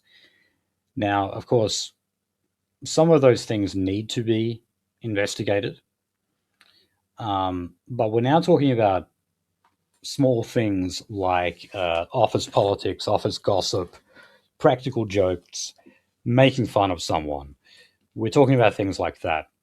and there is an enormous amount of people who are like going on stress leave, things like that, over nothing, you know. And again, I know this happens. This absolutely happens. You hear about people like taking these ridiculous holidays from work because they're stressed or something, and you find out it's because like someone made fun of them at work or something, something ridiculous. So I'm not saying work can't be hard, and things like bullying and intimidation do happen in the workplace, but I don't think they're endemic. I don't think it's some kind of scourge that basically everyone has to deal with. Yeah, no, it's look. This is more a failing, a statement of the failing of like HR departments, because like if HR departments actually did what they were told to do on the tin, this wouldn't be happening. This wouldn't be a measure. But yeah, now we're looking at this. So I would say like HR departments are like condemned by the fact that this exists, or if this like doesn't actually have any merit to exist, yeah, then everyone's just being a pussy bitch, I guess. Yes. Just get one over of two it, options. Okay.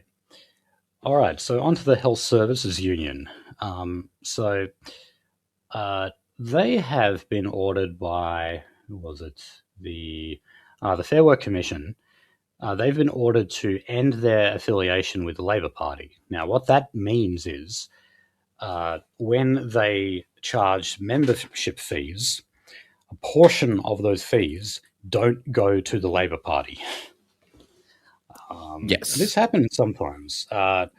You sign up to a particular union and you automatically get signed up as a member of the Labor Party, and a portion of your membership dues go to the Labor Party.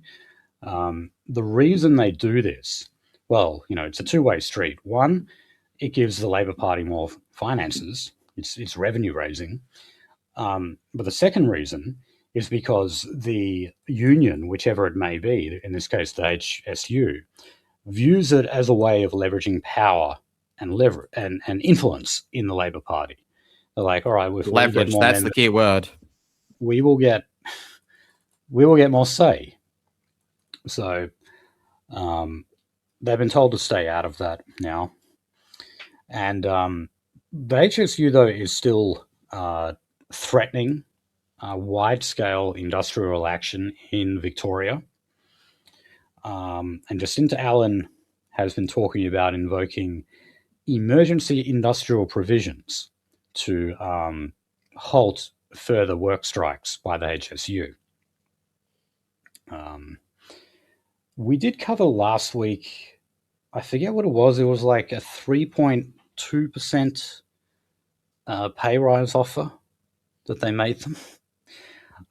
Which is like, brutally below fucking inflation at the time. Yeah. Oh, and also it was over 3 years. Right? Oh, so yeah. I forgot that part. Like, yeah. It was. So, I mean, yeah, that was pitiful. I mean, the official inflation rate right now is 3.8.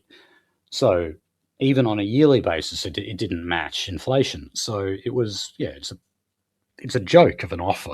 So I don't blame them for wanting to take further industrial action. But of course, that is a dangerous thing when you're talking about health workers. You can endanger people's lives. It depends on what kind of action you take. But you can see why the government would be getting worried about it. Okay, let's move on to Aboriginal news.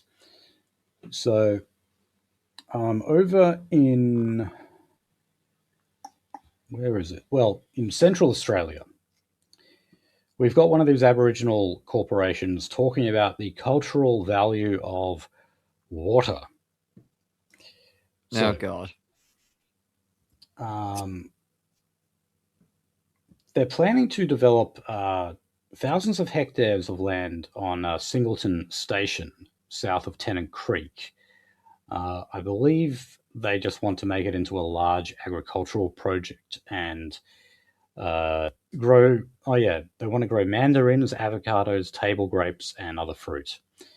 Now, oh, there we go. Fucking water-based fucking money crops, including avocados in this country. But also, because this is in Central Australia, they need access to an aquifer. And, well, guess what? These Aboriginal groups are claiming that their native title gives them ownership of that water. And they're not just claiming that, they're also claiming like cultural value of that water and that aquifer. So believe it or not, yeah, this is actually going to the High Court and they're battling that out. They're gonna fucking win. They may well. And I mean, if they get close to losing, fucking Mark Liebler's gonna fucking like apparate in a cloud of smoke and be like, well, they win anyway. And also, can you funnel off billions of dollars to Israel? Well, look, even if they do win, there's a good chance this project would still go ahead. It would simply mean they would just have to pay them more money for use of the aquifer. You know? Of course. Because that's ultimately what it's about. Yeah, making money on the way in, making money on the way out. Rainbow serpent. You know, again, like when I was working scheduling, there was literally a budget set aside for like native Aboriginal claim. It's not like, oh god, it's so important, etc. No, it's just like, well, what's your bidding amount? Because we have an idea about how much money you want for this. So it's just a question of money. Again, like everyone else in the fucking audience knows this.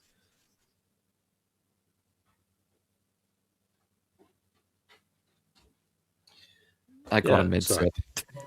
I just went to grab a beer. Sorry, I thought I'd get back before you finished. Oh, okay, sorry. All right, now, we're still on Aboriginal news. In the last Northern Territory election, only 3% of voters who failed to vote have paid their fine. Now, if you read the summary in this ABC article, it makes the point that the system is unfair to Aboriginal voters, say Indigenous activists. So, you know, have a guess as to who it was who failed to vote and who was failing to pay the fines. I'm not at all surprised that they're not paying the fines. A lot of people know that it's a very easy fine to get off on. Call the number on the fine saying, hey, can you prove that I didn't vote? And then they go, okay.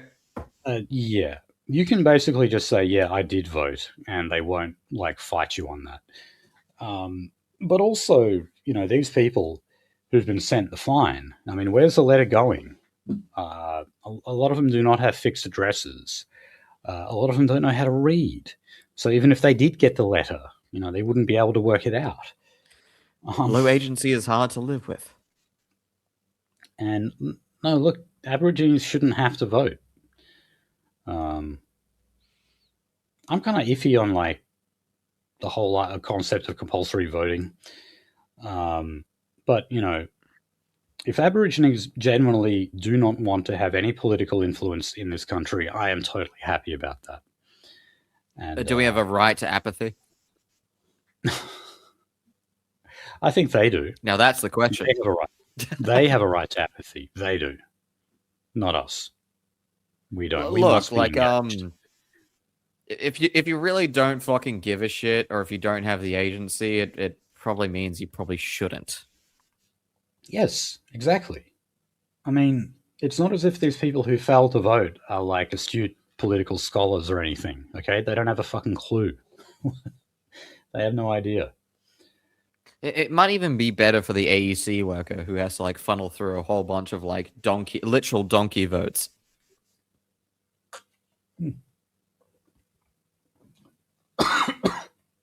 Okay. There we go.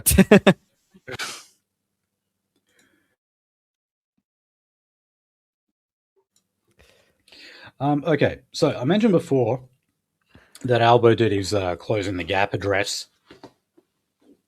Did you know that we are actually only 5 years away from the deadline of Closing the Gap? In other words, in 5 years' time, we're supposed to have closed the gap on all of these things like Aboriginal literacy, education, nutrition, etc. And Albo said that we need you now. Inject the Aborigines with the technology serum. God.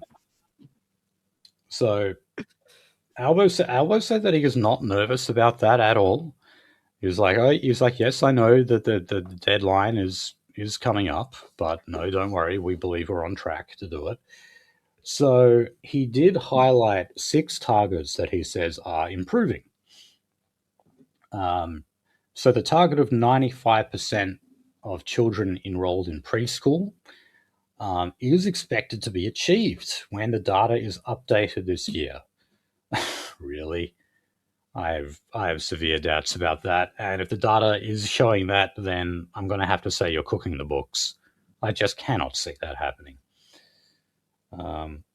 We literally have like a slow burning tribal war going on in both the north of Western Australia and the north of the Northern Territory. Yeah, we do. Are they still naming themselves after heavy metal bands? Do they still do that? I don't know, but they're using crossbows, which are technically illegal. Yeah, and machetes as well. So they're getting some lessons from the Sudanese. There we go. Okay, so he also cited apparent progress in New South Wales, the ACT, and the Northern Territory in reducing rates of children in out-of-home care.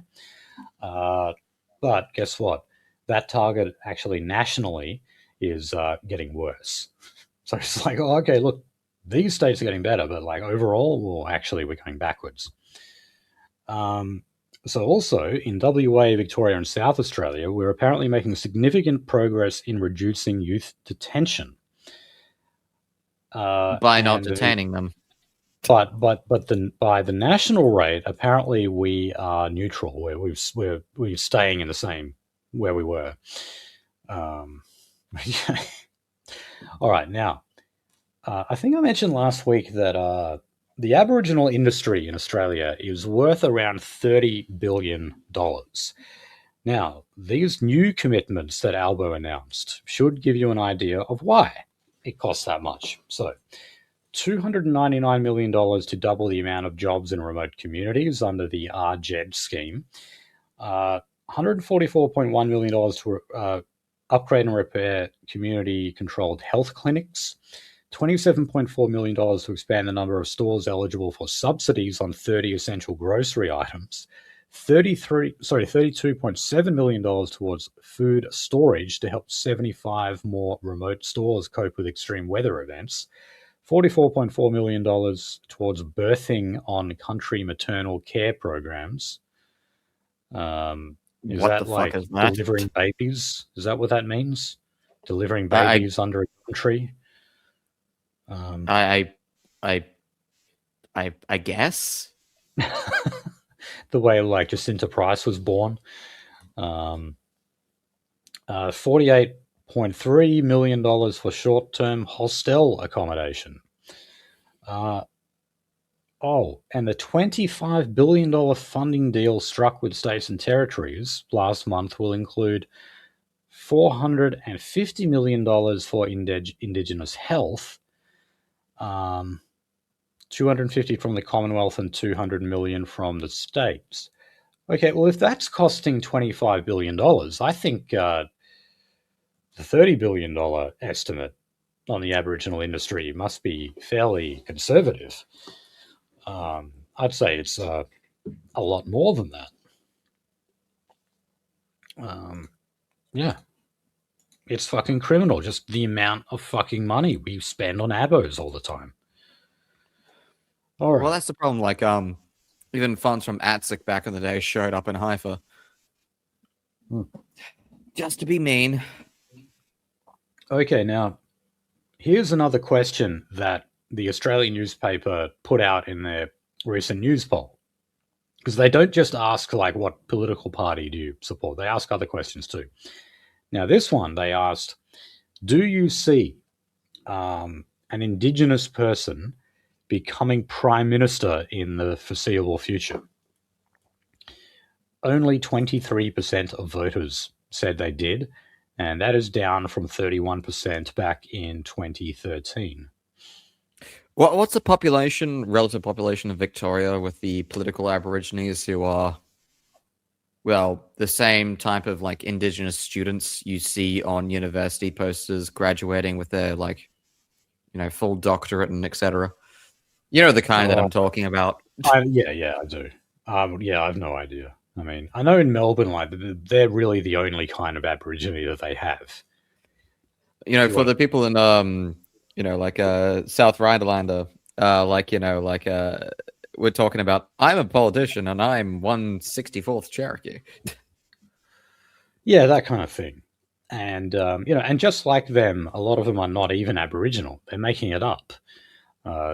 Bruce Pascoe, for example, still goes out there telling everyone he's Aboriginal, even though it has been proved like conclusively that he is not. Basically, all of his ancestry is from England.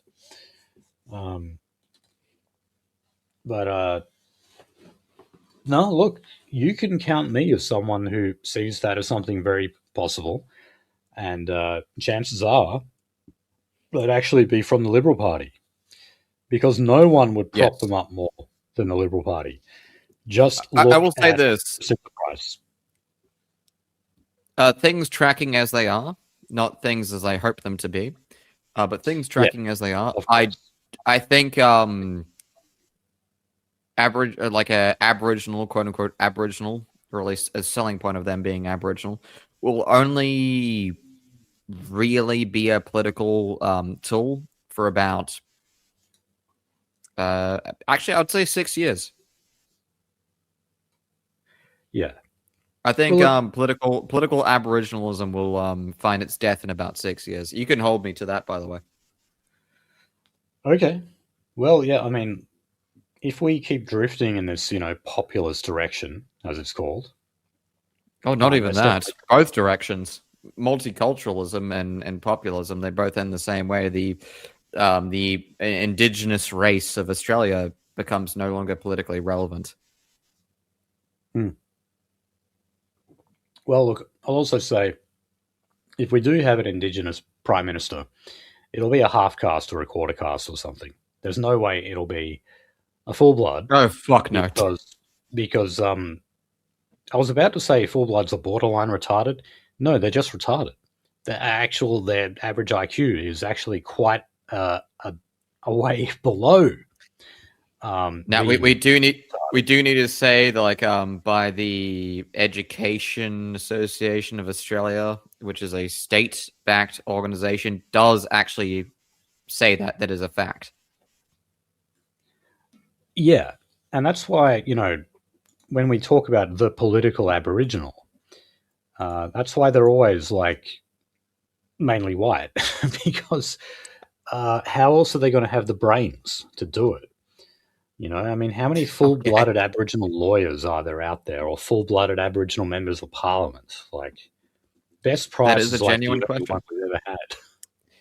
What was the American politician's name? I'm trying to remember her. Was it Elizabeth Warren? Elizabeth Warren. Yes. And then someone made the joke in American politics that, like, she sculled like half a pint of beer, and they said, like, well, now she's more beer than she is like Native American. Yeah, because didn't she actually take a genetic test and found nothing? She tried to fudge the things, be like, oh no, there's this region, etc., and they're like, colonists that are bred in with the natives, and then I don't know, it didn't work out. I'll be right. No, there's nothing. And if you get like anything under 5% in those genetic tests is probably statistical noise. It's not likely that you actually have that type of heritage, if you've ever taken one of these tests before. Just remember, like, they own your genetic data though if you do take them. Okay.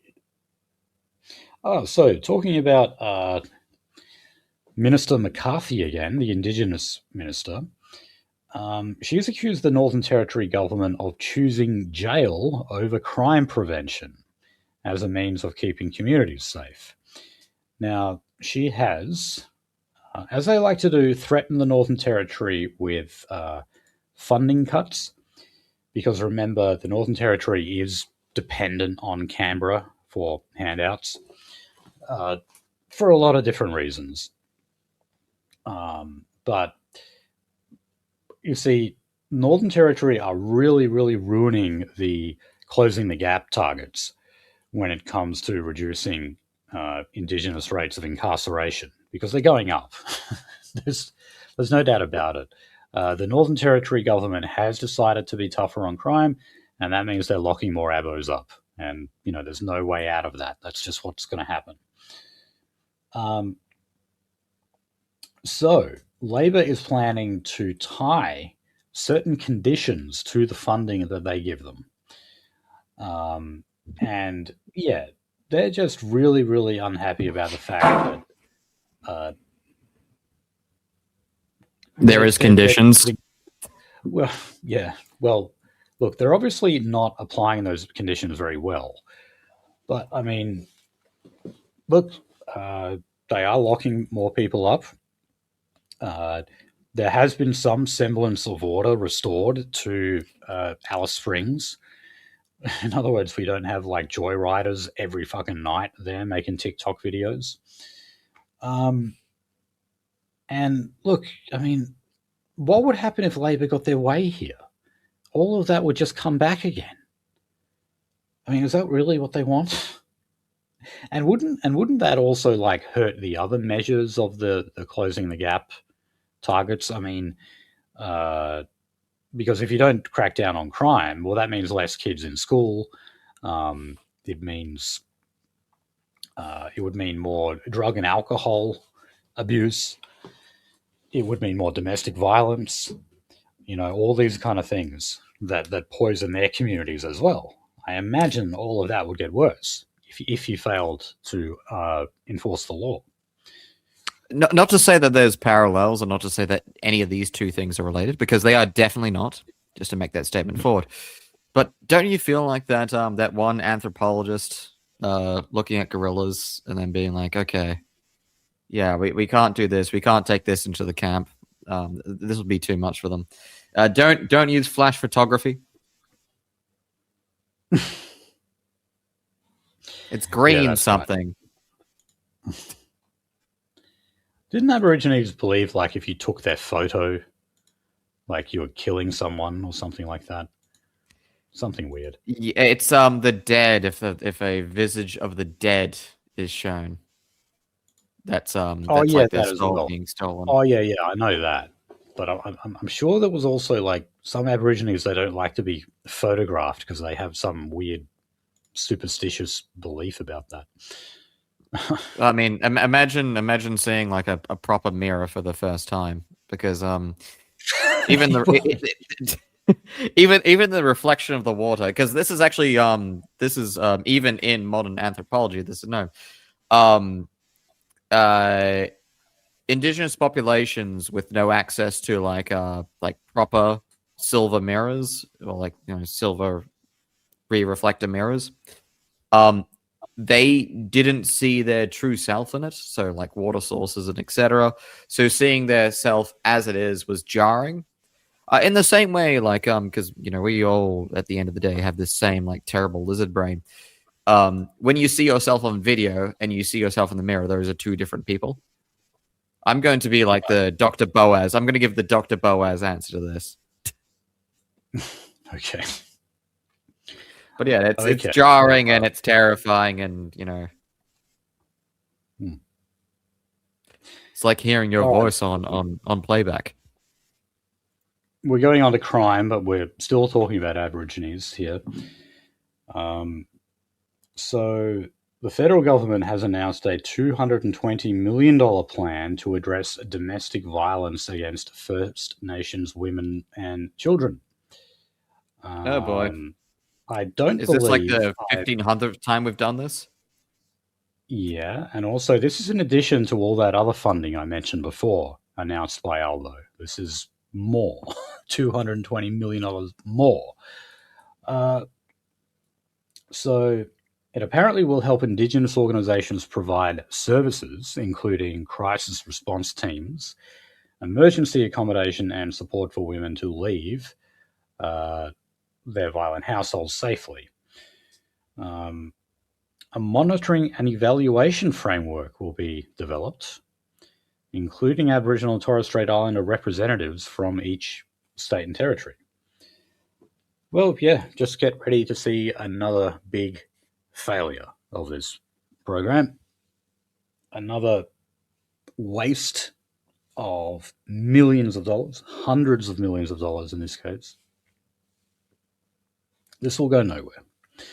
Okay. Of course. So in Queensland, where, also they're taking sort of a tough on crime approach, not as robust as in the Northern Territory, but anyway,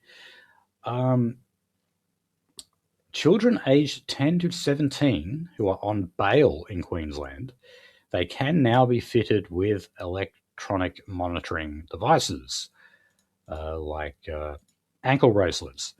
So the concerns that they have here, obviously, they think that this is like dehumanizing, but also they want to know if they're actually going to work out in the regional areas of Queensland. And, certainly there's a lot of Aborigines in regional Queensland. So that is definitely where a lot of that crime would be happening. And, Aborigines are particularly overrepresented in youth crime. Like in WA, for example, I forget what a percentage of Aborigines is in WA, but in juvenile detention, it is 80%. 80% are Aboriginal. That is massive. So I imagine it would be pretty similar over in Queensland. And, getting them to leave... 3.3, is it? Yeah. So, yep. So we're higher than a lot of other states. But, a lot of these kids are just going to take them off, I mean, if they're able to work an angle grinder to open a safe or something, well, I'm sure they'll figure out how to get rid of the ankle bracelet, No, of course. Okay, so a man in Sydney has been spared jail time, the ABC emphasises here, and this was for making posts on X that were racist, Islamophobic, homophobic, and promoted sexual violence and threatened a politician. Right, okay. Went for the whole fucking 9 yards, I guess. Yeah, now look, this guy has been spared jail time, but look, had he actually been a public figure like Joel Davis, I'm sure he'd be in jail right now.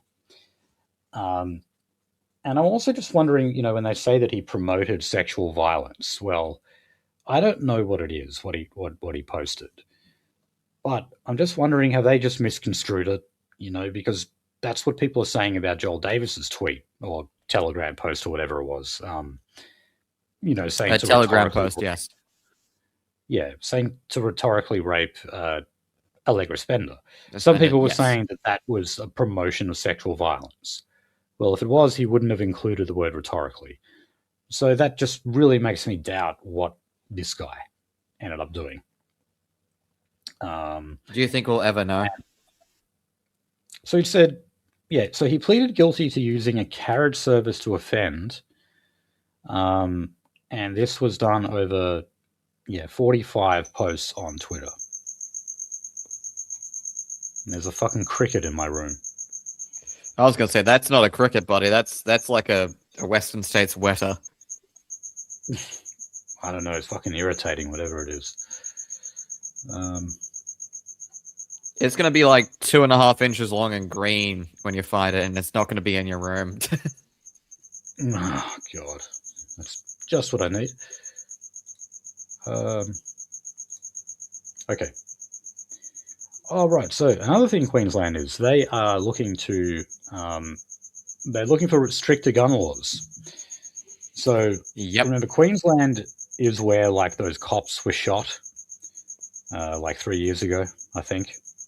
So, there were calls for tougher laws on firearms as a result of that. Also, Desi Freeman. Is he? He's not Queensland though, is he? No, but like, actually, was he? I'm trying to remember now. I can't remember. I'll look it up. He's not. No, I'll leave that. So look, they're saying that under the proposed laws, Queensland residents will only be allowed to own a gun if they are an Australian citizen. Now, also, clinicians will have to report patients they deem capable of committing violent gun crime. So yeah, if your doctor or someone thinks you're a bit of a nutter, they're required by law to report you, so that if you do have a gun license, you would have that license revoked. Well, what if my doctor is a nutter? Yeah, and a lot of them are.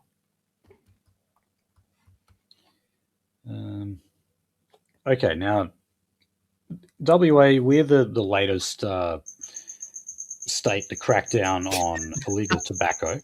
Can you still hear that thing? Yeah, go get the fucking cat, man. She usually is good at killing these things.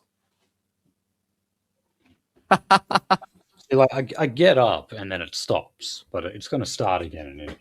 Yeah, because you're a human being. You're like a giant 1,000 times the size of you. You're fucking making seismic action every time you move.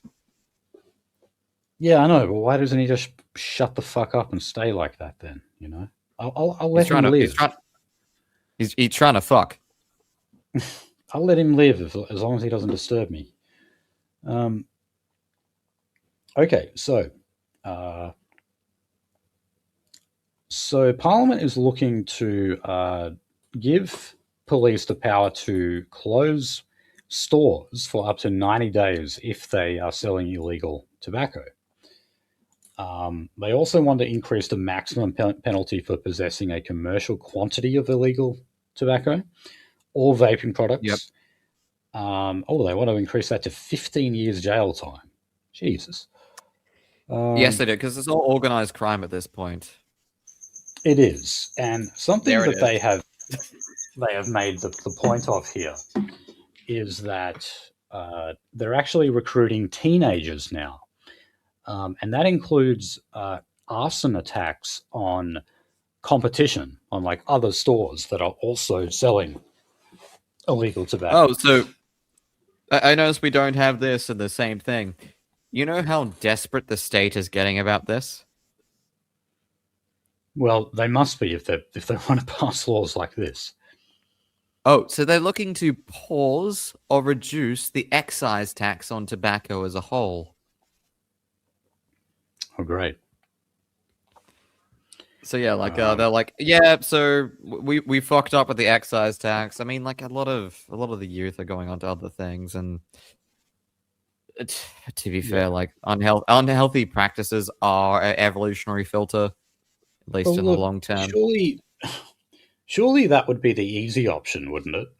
Instead of like spending hundreds of millions of dollars on these raids on these shops and everything, and closing all these places down and issuing $21 million fines for companies. That's one of the proposed changes, by the way, here in WA. Yes, but yeah, no, I think it's by mid-March. It's either going to be we are keeping the same excise tax rate rather than increasing it, or we'll be reducing it. So Either cigarettes will stay stationary without inflation, or they'll be reduced in price. Okay, so the government loses anyway then. Yep. And that's the battle they deserve to lose. Okay.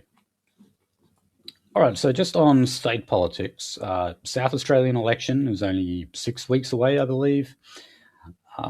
So they've actually just released a recording of the Shadow Water Minister, Nicola Centofanti, who is announcing a backtrack of one of their major policies, which was a $495 million cost of living policy. So this commitment was made 2 years ago to reverse a 3.5% increase above CPI in water bills needed to fund essential infrastructure housing. But only a few weeks out from the election, they're planning to actually scrap that. So, look, the Libs were already on track to lose in a landslide election. But the closer we get to the election, it's actually becoming even worse for them. Why are they self-sabotaging? Labor actually have the dishonor of having the largest ever election loss in South Australia, which I think they said was like back in 1993, something like that. Anyway, with the way the polls are looking at the moment, it looks like the Libs are going to actually break that record and lose in the worst landslide ever. Finian, I always knew that Mossad agents had 6 legs.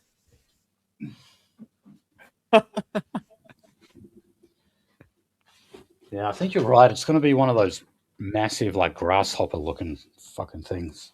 Yeah, it's gonna be a Western wetter. When my cat catches them, she takes the limbs off one by one. I know. That's why my nickname for her is Satan. Well, I look on and laugh. I'm like, yeah, you torture that fucking noisy thing. Okay.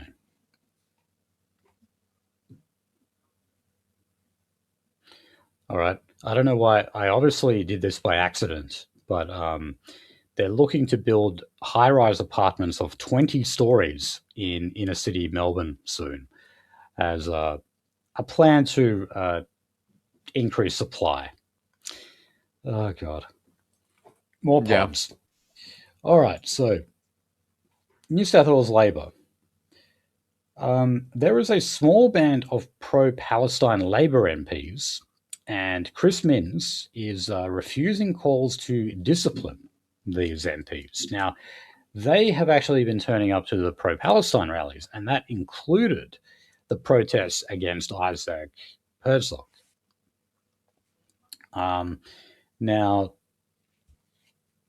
Chris Minns kind of publicly dared these people to try and gather the numbers to topple him. He basically said, go on, do it, I dare you, because I know you won't.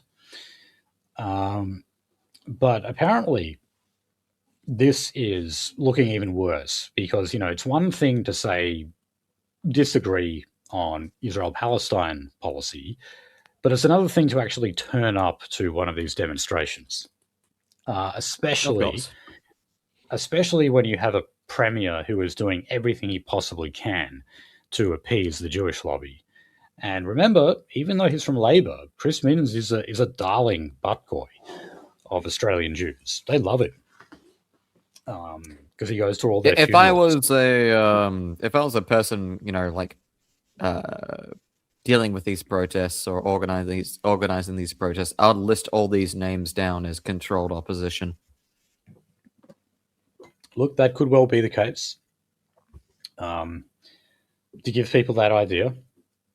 Was it better safe than ZOGy? Yeah. There's a title. Oh, God. All right. Okay, that'll make it easier for me.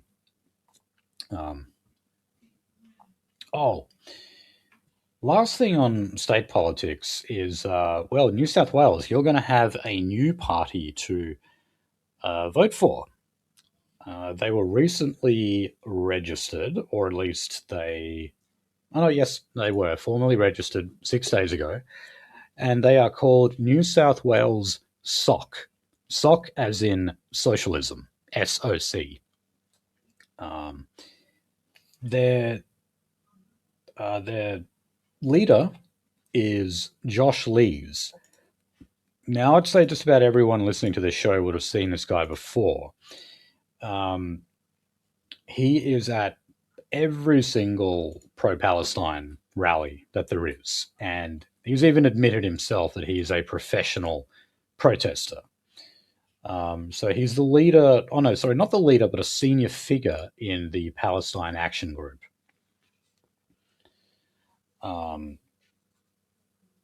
And of course, he was really making the media rounds on the Herzog protests, accusing the police of brutality and stuff. Of course, and that's fair. I will say that's fair because we've always talked about like the landmine that, well, he would actually know about. I guarantee you, but the people in the crowd probably wouldn't. Yeah. So look, I suspect he's just going to be like a socialist alternative or socialist alliance style clone. There's so many of these parties. It's so easy to get them to fight each other. That's the funny part. Oh, it is, yeah. Because, yeah, I mean, you get tankies, or you get more of the pro-gay ones, or you get people who are more environmentalists than, say, climate change warriors. There's a lot of things you can get them to fight on. I'm not even joking, and I do have video proof of this. Even after that IED was thrown into the crowd, one conservative Aboriginal leader who was like a missionary Aboriginal leader said something like anti-gay, and that caused like a mini civil war in the group. Yeah, it's funny, like, you're actually seeing like tanky elements resurge in some left-wing movements. Like, for example, George Galloway's party in the UK, they oppose gay marriage. They oppose gay marriage, right? But, when you derive so much of your support from the Muslim vote, you basically have to. It's even been pointed out that, like, the socialist government in Venezuela is, like, not really socially progressive. They're more of a socially conservative party. Yeah, like actual like Spanish Catholic, population. Yeah, yeah, like that's gonna get you your support right there. Yeah. Okay, now we're going to talk about federal Labor and federal One Nation here. I initially ignored this story because this was about a Labor Party strategist, not about a Labor Party MP or politician. He's a Labor Party strategist who was killed here in Northbridge in Perth. Northbridge is our like degenerate nightclub go-to district. Yes. Yeah. So at like 5 a.m, this guy fell victim to what they call a one-punch death. Oh yes, King hits. Yeah, that's he was king hit, and then what happens is he falls over and he smashes his head on the concrete, and then a few days later he dies in hospital. That does happen every now and then in the nightlife precincts. So apparently, what happened though? This guy, his name is Tim Picton, the guy who died. Apparently, he was trying to crack on to some guy's cousin. It was in Metro City, by the way, a big nightclub. Oh yeah.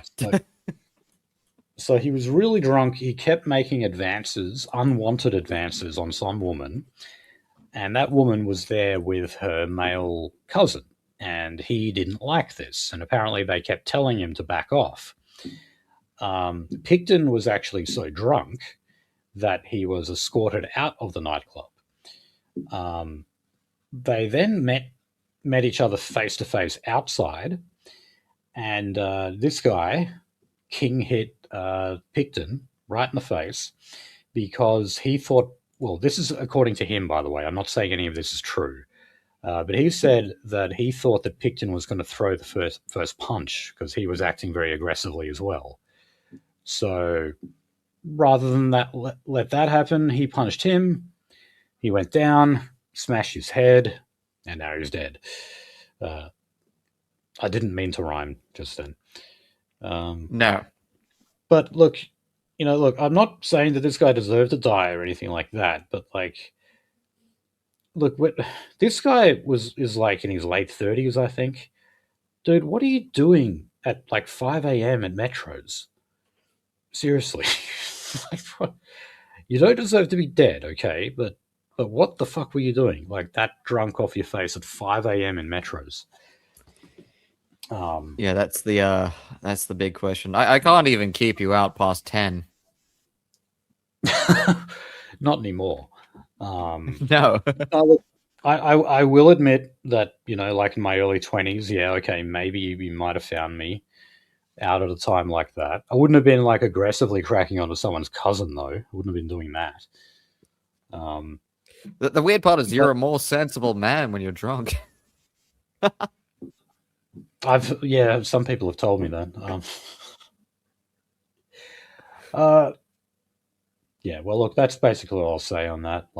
If you're out that late drunk in a place like that, you're going to run into trouble a lot of the time. Hey, stay with your friends who either call you on it or something like that, or fucking just don't go out at all. Just don't be a shithead. Yeah. Okay, so with the meteoric rise of One Nation, that inevitably means they're attracting more media attention and thus more media scrutiny. So the ABC had to run this article on what young people think of One Nation.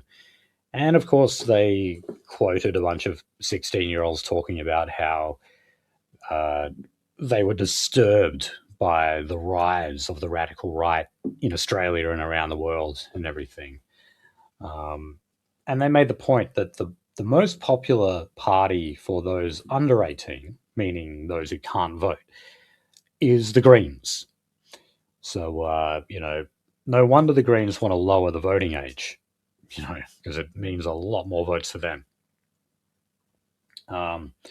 But they actually did include a few quotes from young people who were saying things like, immigration is out of control.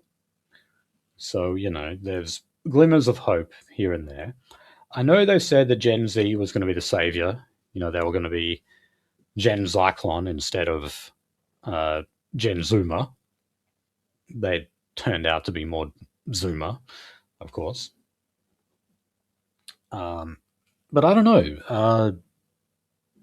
One thing I'm always encouraged about, though, is when I go to a march or something, or, I meet other people who I know are nationalists, I meet a lot of young guys, and that's always white pilling. I must say that. I hope that, they don't think One Nation is going to be the way forward, though. I really hope they don't fall for that trap.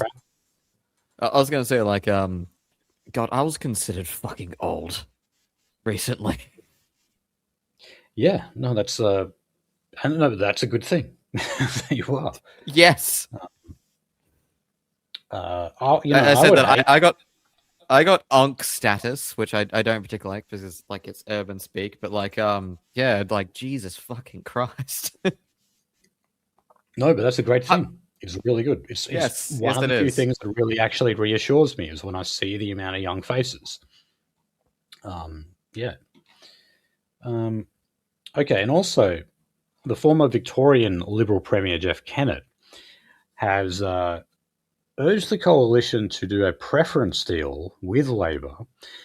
Here, though, he was specifically talking about the Victorian election, which is coming up in November this year. Now, remember, both Labor and the coalition have a history of putting One Nation last. on their how to vote cards. For the coalition, there's been some exceptions here and there. For Labor, I don't think there's ever been any exceptions. They just always put them last.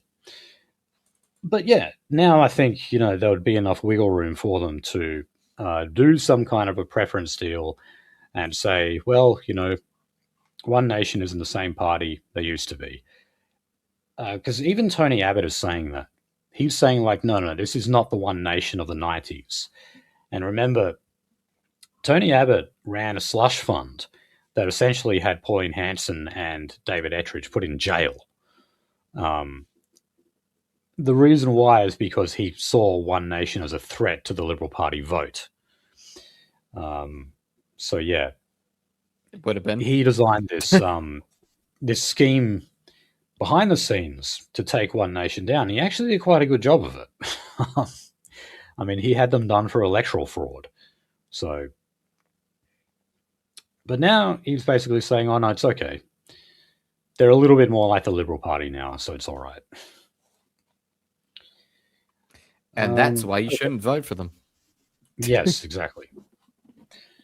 All right, so there's going to be a by-election in the seat of Nightcliff. So this is the seat in the Northern Territory in Darwin.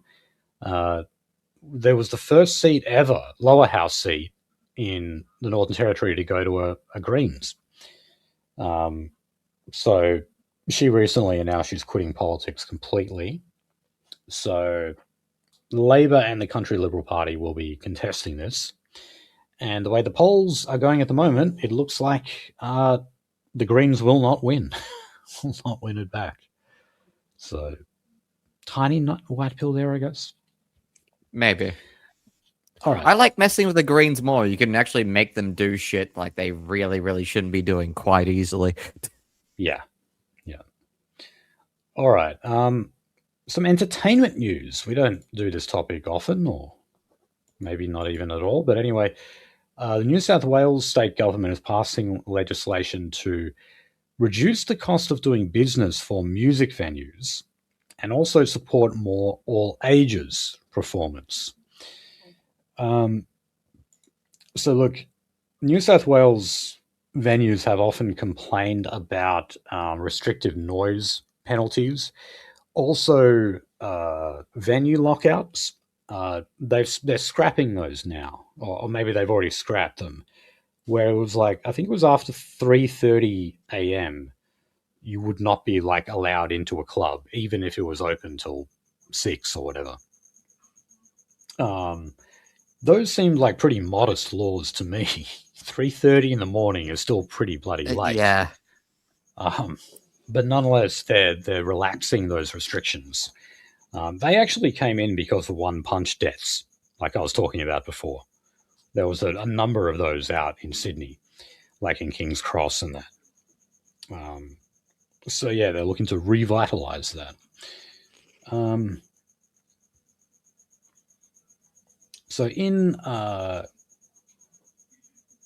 believe it's Queensland, the state government has approved 150 hectare tourist festival and event site for the Cochoon Creek. And this was something that environmentalists and musicians are apparently opposed it for. Oh God! Really? Yeah. What band outside the most coked up really wants to do that? Is that? I assume you guys get the guys get paid by the gig, not by the hour, right?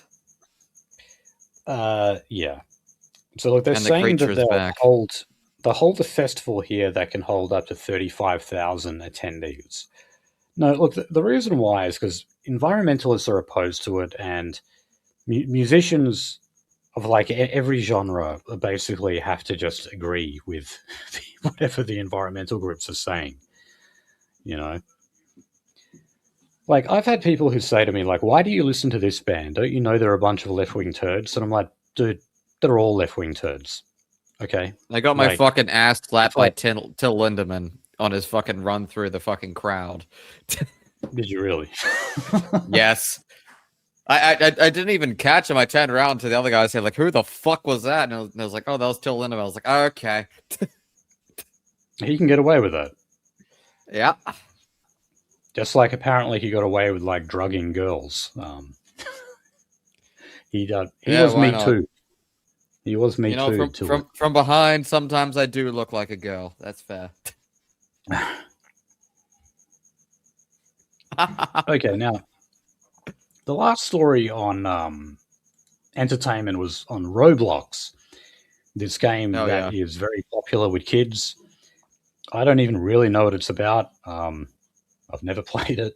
It started off as a Minecraft ripoff, and then you know what, like Gary's mod was.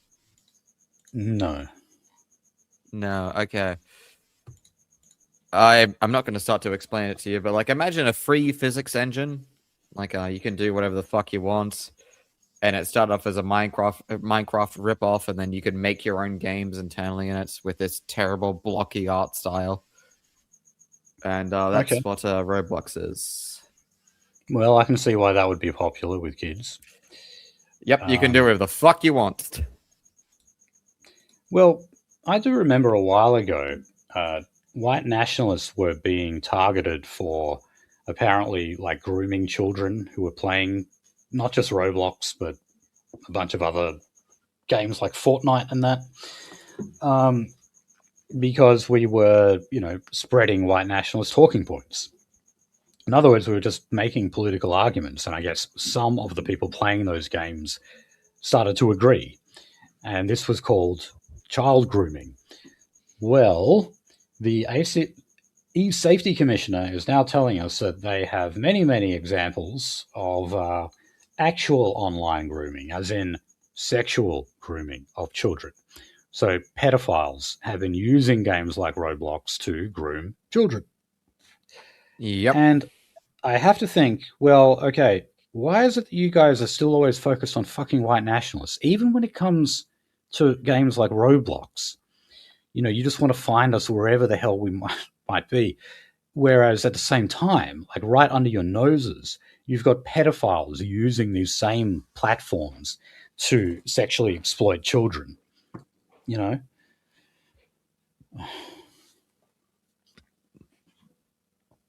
Okay, look, now for the most part, like even like in the Gmod days, there was like World War II RP roleplay servers.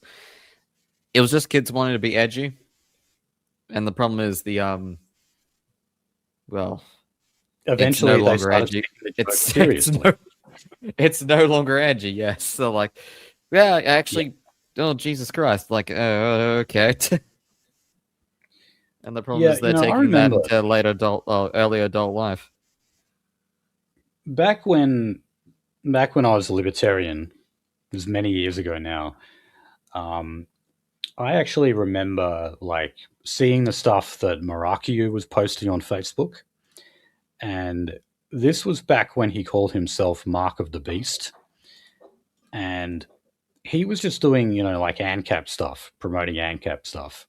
Of course, later on he went to really signal against it. But anyway, when he was doing it, he also did lots of Jewish humor.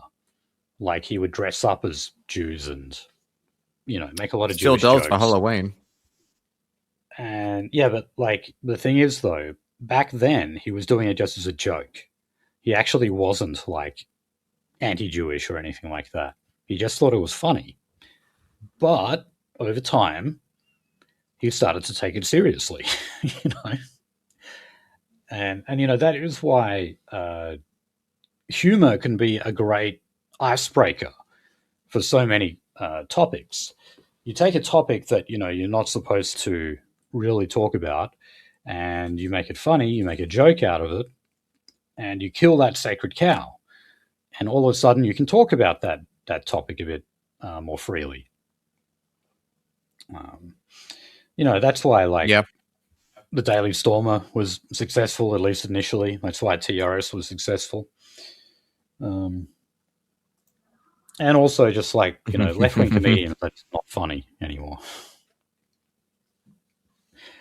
Okay, now, ever since the social media ban, this has actually meant an increase in various video games like Roblox, because, you know, if you get enough people using one of those video games and people are exchanging messages, well, it basically becomes a form of social media as well. Um, so Roblox has benefited enormously from the social media ban, but apparently also so has ChatGPT. Um, now, now this I don't like, because I think the rise in popularity of ChatGPT is people actually using ChatGPT as a friend. Like, they have conversations with chatbots as a substitute for real life friendship, simply because, well, they don't have any real friends. So, that's really sad. I mean, I find it sad when you hear like someone say, "Oh, my mate," and when they talk about that mate or that friend, they're actually talking about uh, someone they know online and they've never met before. I mean, I find that sad. But it's even sadder if you think that ChatGPT is your friend, you know? Okay. So how about this one, Nolsey? $3.9 billion has been announced by Albo in funding towards the $30 billion in work for the new submarine construction yard in Adelaide. Now, when I first read this, I thought, okay, maybe we will end up manufacturing some submarines, but they won't be the nuclear powered submarines that we're supposed to build under the AUKUS agreement. Well, apparently, this is all part of making that happen. Now, they said that construction work on the site, right, not construction work on the submarines, but on the site for building the submarines, is expected to continue until 2040. Okay, 14 years away, just to finish the site where we will apparently manufacture these nuclear powered submarines. So God knows what the deadline is on the submarines themselves.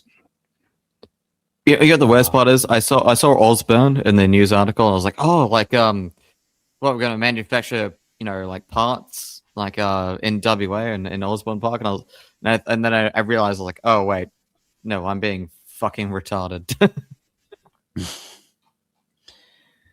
Well, yeah, look, they're still saying it. They're still saying, yep, here in Adelaide, they're going to be building this massive shipyard that's going to create a hell of a lot of jobs, be very good for the economy, and we're going to get those nuclear powered submarines. I actually got the opportunity to ask some shipwrights today about that, and yeah, they told me to go yeah, well, fucking take that plan and go kick rocks. Like they didn't believe it at all.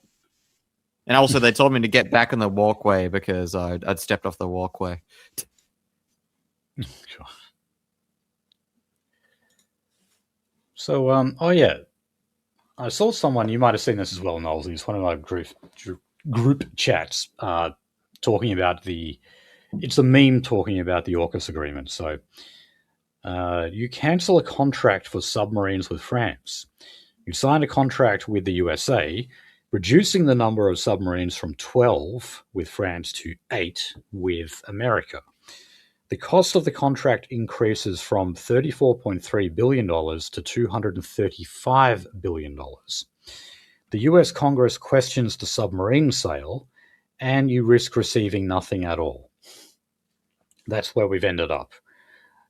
Yep. Remember, we were supposed to get these built by France, who actually gave us a much more generous offer. We refused, and now the Americans are fucking us over. And you know what? We deserve it.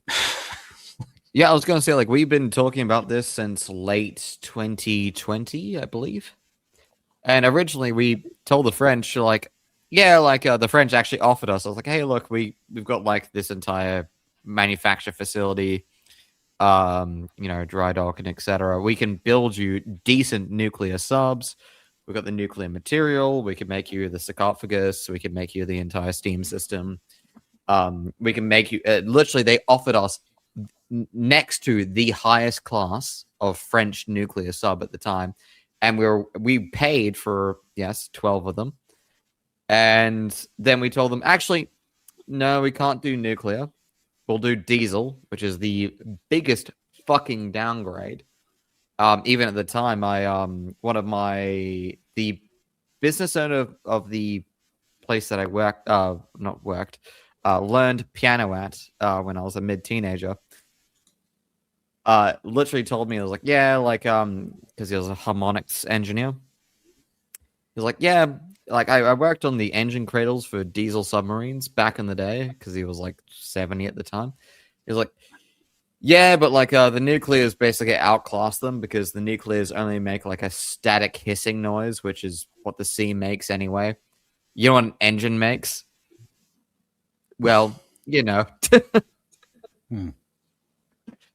And it's like, okay, so we made them go to refit their entire thing, like spend literal billions of dollars making refit their entire their manufacturing facility, only for us to go around and say like, no, fuck it, we're going with the US. So how many billions of dollars have we spent on less subs now? Yeah, well, we're apparently only getting 8 from America when we were supposed to get 12 from the French. And I guess we're getting 0, and those were meant to be Polaris, which, by the way, I've been inside of, because one's docked off the fucking docks of literally the Manhattan fucking War Museum. Yeah. I've been inside of one. I could have gone with a fucking slide camera and ruined like Australia's entire fucking internal security, been like saying like, hey. In fact, by the way, that wouldn't be the fucking case, because everyone has. That's why it's on display. So we're getting 8 Polaris, which are already outdated. Well, by 40 fucking years. I'm not believing anything until I see them, though. You know. Oh no, we're not fucking getting them. No. We'll spend a shitload of money. We might go and build a shipyard that produces nothing. But yeah, we won't get those subs. Okay. Oh, God. So just a few stories before we wrap it up. On education news, Edith Cowan University in Yagan Square has opened. Finally. So if you don't know, their main campus is located in Mount Lawley, which is like it often gets called mini Melbourne here, because it's just full of cafes.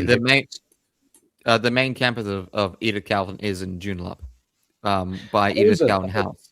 Yes. Oh, okay, right, yeah, okay.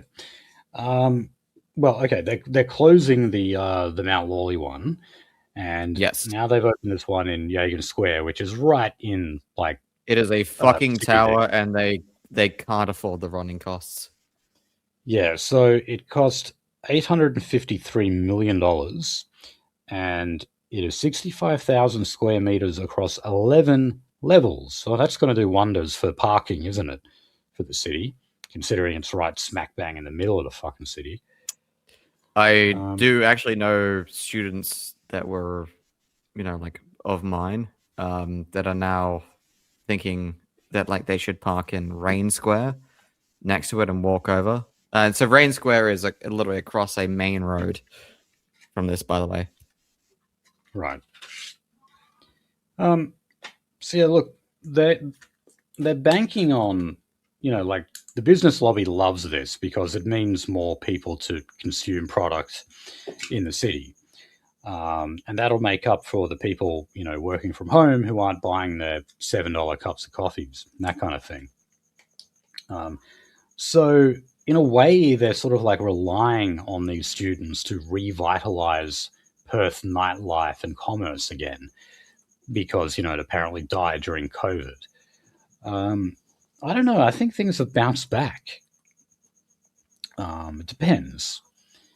Maybe not as good as what it used to be, But the thing is, like, I know that parking and traffic isn't as bad as, say, Melbourne or Sydney, but in the Perth CBD, it's still bad enough. It's still bad, and we don't need more congestion. We don't need thousands of students now flocking in there. I was going to say, like, put thousands of students between the bridge between the Perth city, which has, bars and some small clubs, right? And Northbridge, which also hosts a red light district. Do you think that's going to be a social benefit to this country? No. No, of course not. Okay. Now, also in education, school teachers are saying that they're spending hours before and after class completing lesson plans and admin work without getting paid for that overtime. Now, something they're saying is contributing to this is these lesson plans seem to be getting longer because they have to account for students with special needs. Yeah. So I guess, the more awareness there is of, various mental health issues, the more schools have to cater to differing needs of individual students. It's called remedial for a reason. Yeah, I mean, a lot of the time these kids are just stupid. And the reason why they're stupid is because they've come from Africa or something like that.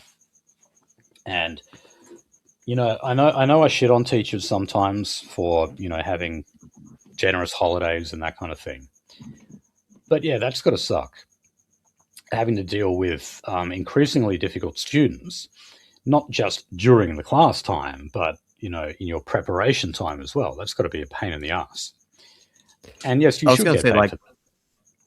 Students, teachers are the only profession I think had the most difficult curve when it comes to what you need to do as your profession when it goes from the 1910s all the way up to today.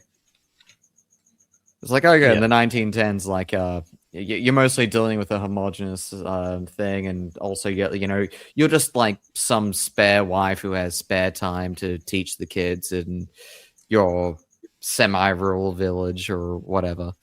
And then it goes to by the way, you're literally teaching multiple children with multiple different languages, and some of them literally have prion diseases that are eating their brain as you speak to them. Yeah, and one of the things that they've been catering to is teachers have had to actually give instructions on how to go to the toilet. Remember this one? Because you actually have children who, whatever country they come from, they don't go to the toilet in the same way that we do. They bury their shit outside or something like that. And teachers have actually had to teach these children how to take a piss properly. Seriously. They should not have to do that. You want to hear something worse? Well, not necessarily worse. I wasn't checking my Instagram, and it turns out one of the larger owners of a farmer's market wholesale place, I guess, told me, it was hey, look, you asked why we had large things of potable water in the front of the store for a relatively cheap price, and then we had them throughout the store and etc. It's because when people come from third world countries and they can't trust the tap water, it turns out if you offer them, but even though they're told, if you offer them large bottles of water in the 8 or 9 or 10 liter range, they'll buy that from us at a profit because they don't trust Australian tap water, because they couldn't trust their own country's tap water. Yeah, okay. No, that makes sense. Actually, a friend showed me earlier. In Mozambique, there has been a recent killing of 5 bald men And the reason why is because they have a superstitious belief that bald men have gold in their head. Yep. That is an old one, but that still actually goes on. Yeah. Fuck. So even when they migrate to like Australia on like visas of like, I am a doctor from this country, I'm a nurse from this country. By the way, you can trust the tap water here because it is potted, it is treated, and they tell this doctor or this nurse or etc. like, hey, look, it is actually treated. They literally still go out and buy large quantities of bottled water for the house because they should tell you they don't really have the 4 degrees. Of course they don't. Oh god. Yeah, look. And if you're a teacher and you've got like more than 2 Africans in that class, I really feel for you. Because they're just starting to cause chaos now, even at the private schools. Okay, now LGBT story. We're flying back to Queensland here. Now, children as young as 12 are being prescribed puberty blockers without adequate assessment, documentation, or monitoring. Staff have feared reprisal when speaking about patient safety concerns, and parents who objected to the treatment were alienated. So this comes out of a review that was just released from the Cairns Pediatric Gender Health Service. Now, remember, Queensland have actually put like a freeze on the use of hormone blockers. They said that freeze would stay in place at least until this review was released. Now, it looks like because of these findings, that freeze will likely stay in place, and hopefully, the Queensland government moves to actually just ban this practice altogether. So, I mean, in other words, what that was saying was they're putting kids on puberty blockers just because they think they're trans. They're not letting parents have a say in the mutilation of their own children.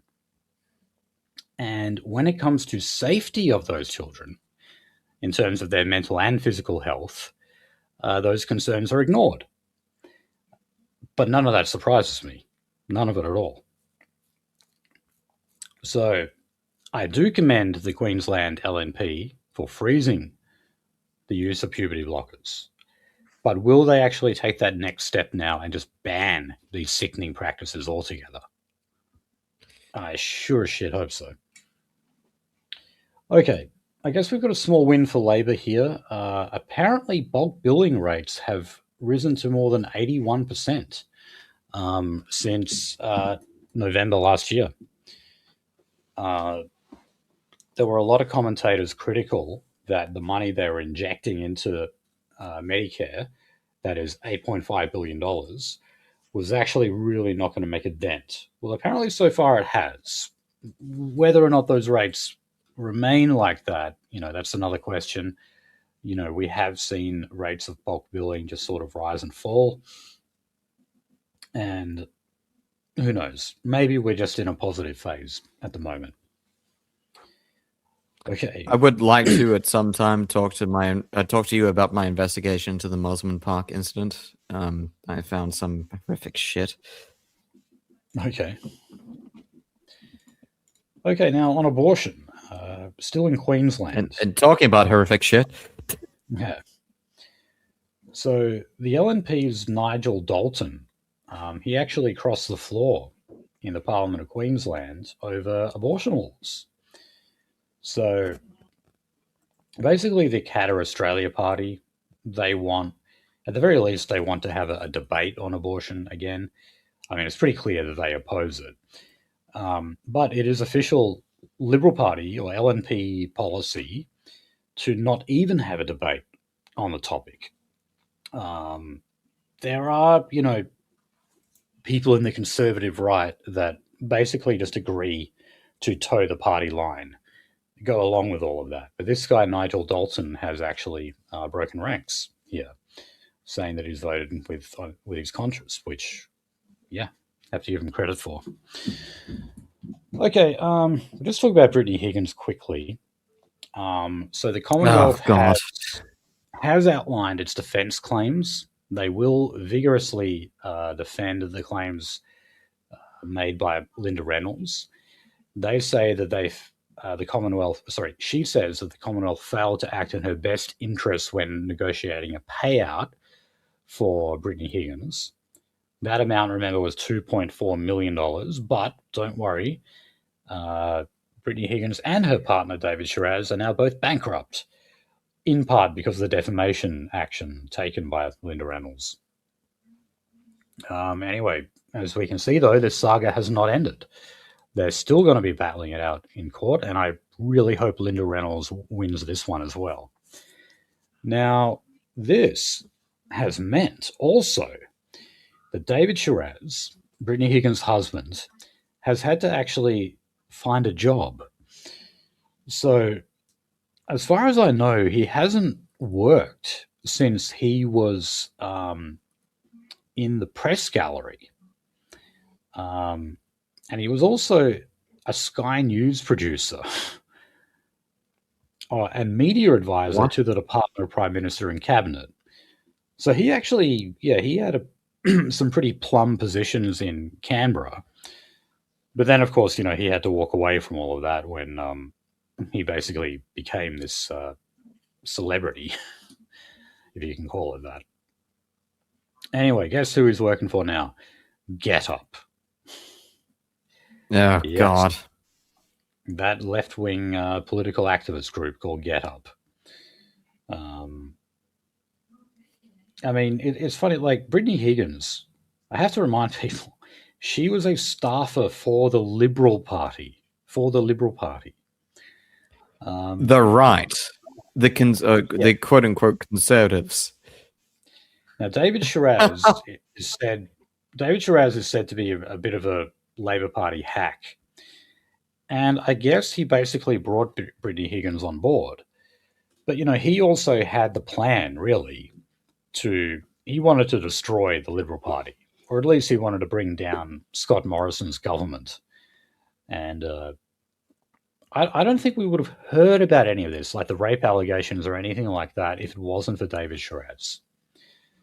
He was the one who instigated all of this and pushed Brittany Higgins in that direction. And he probably said to them, look, it'll make us rich and famous.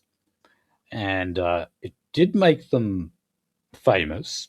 It did make them rich temporarily. But now they've even had to sell that luxury property in France because they're bankrupt. And poor old David has to actually work again. So, yeah. Oh, well. So, yeah, on that note, thanks, guys. We've done another long one for you. I can see we're over 3 hours. But I'm sure we'll have just as much to talk about next week. So, thanks for listening, and we'll see you then.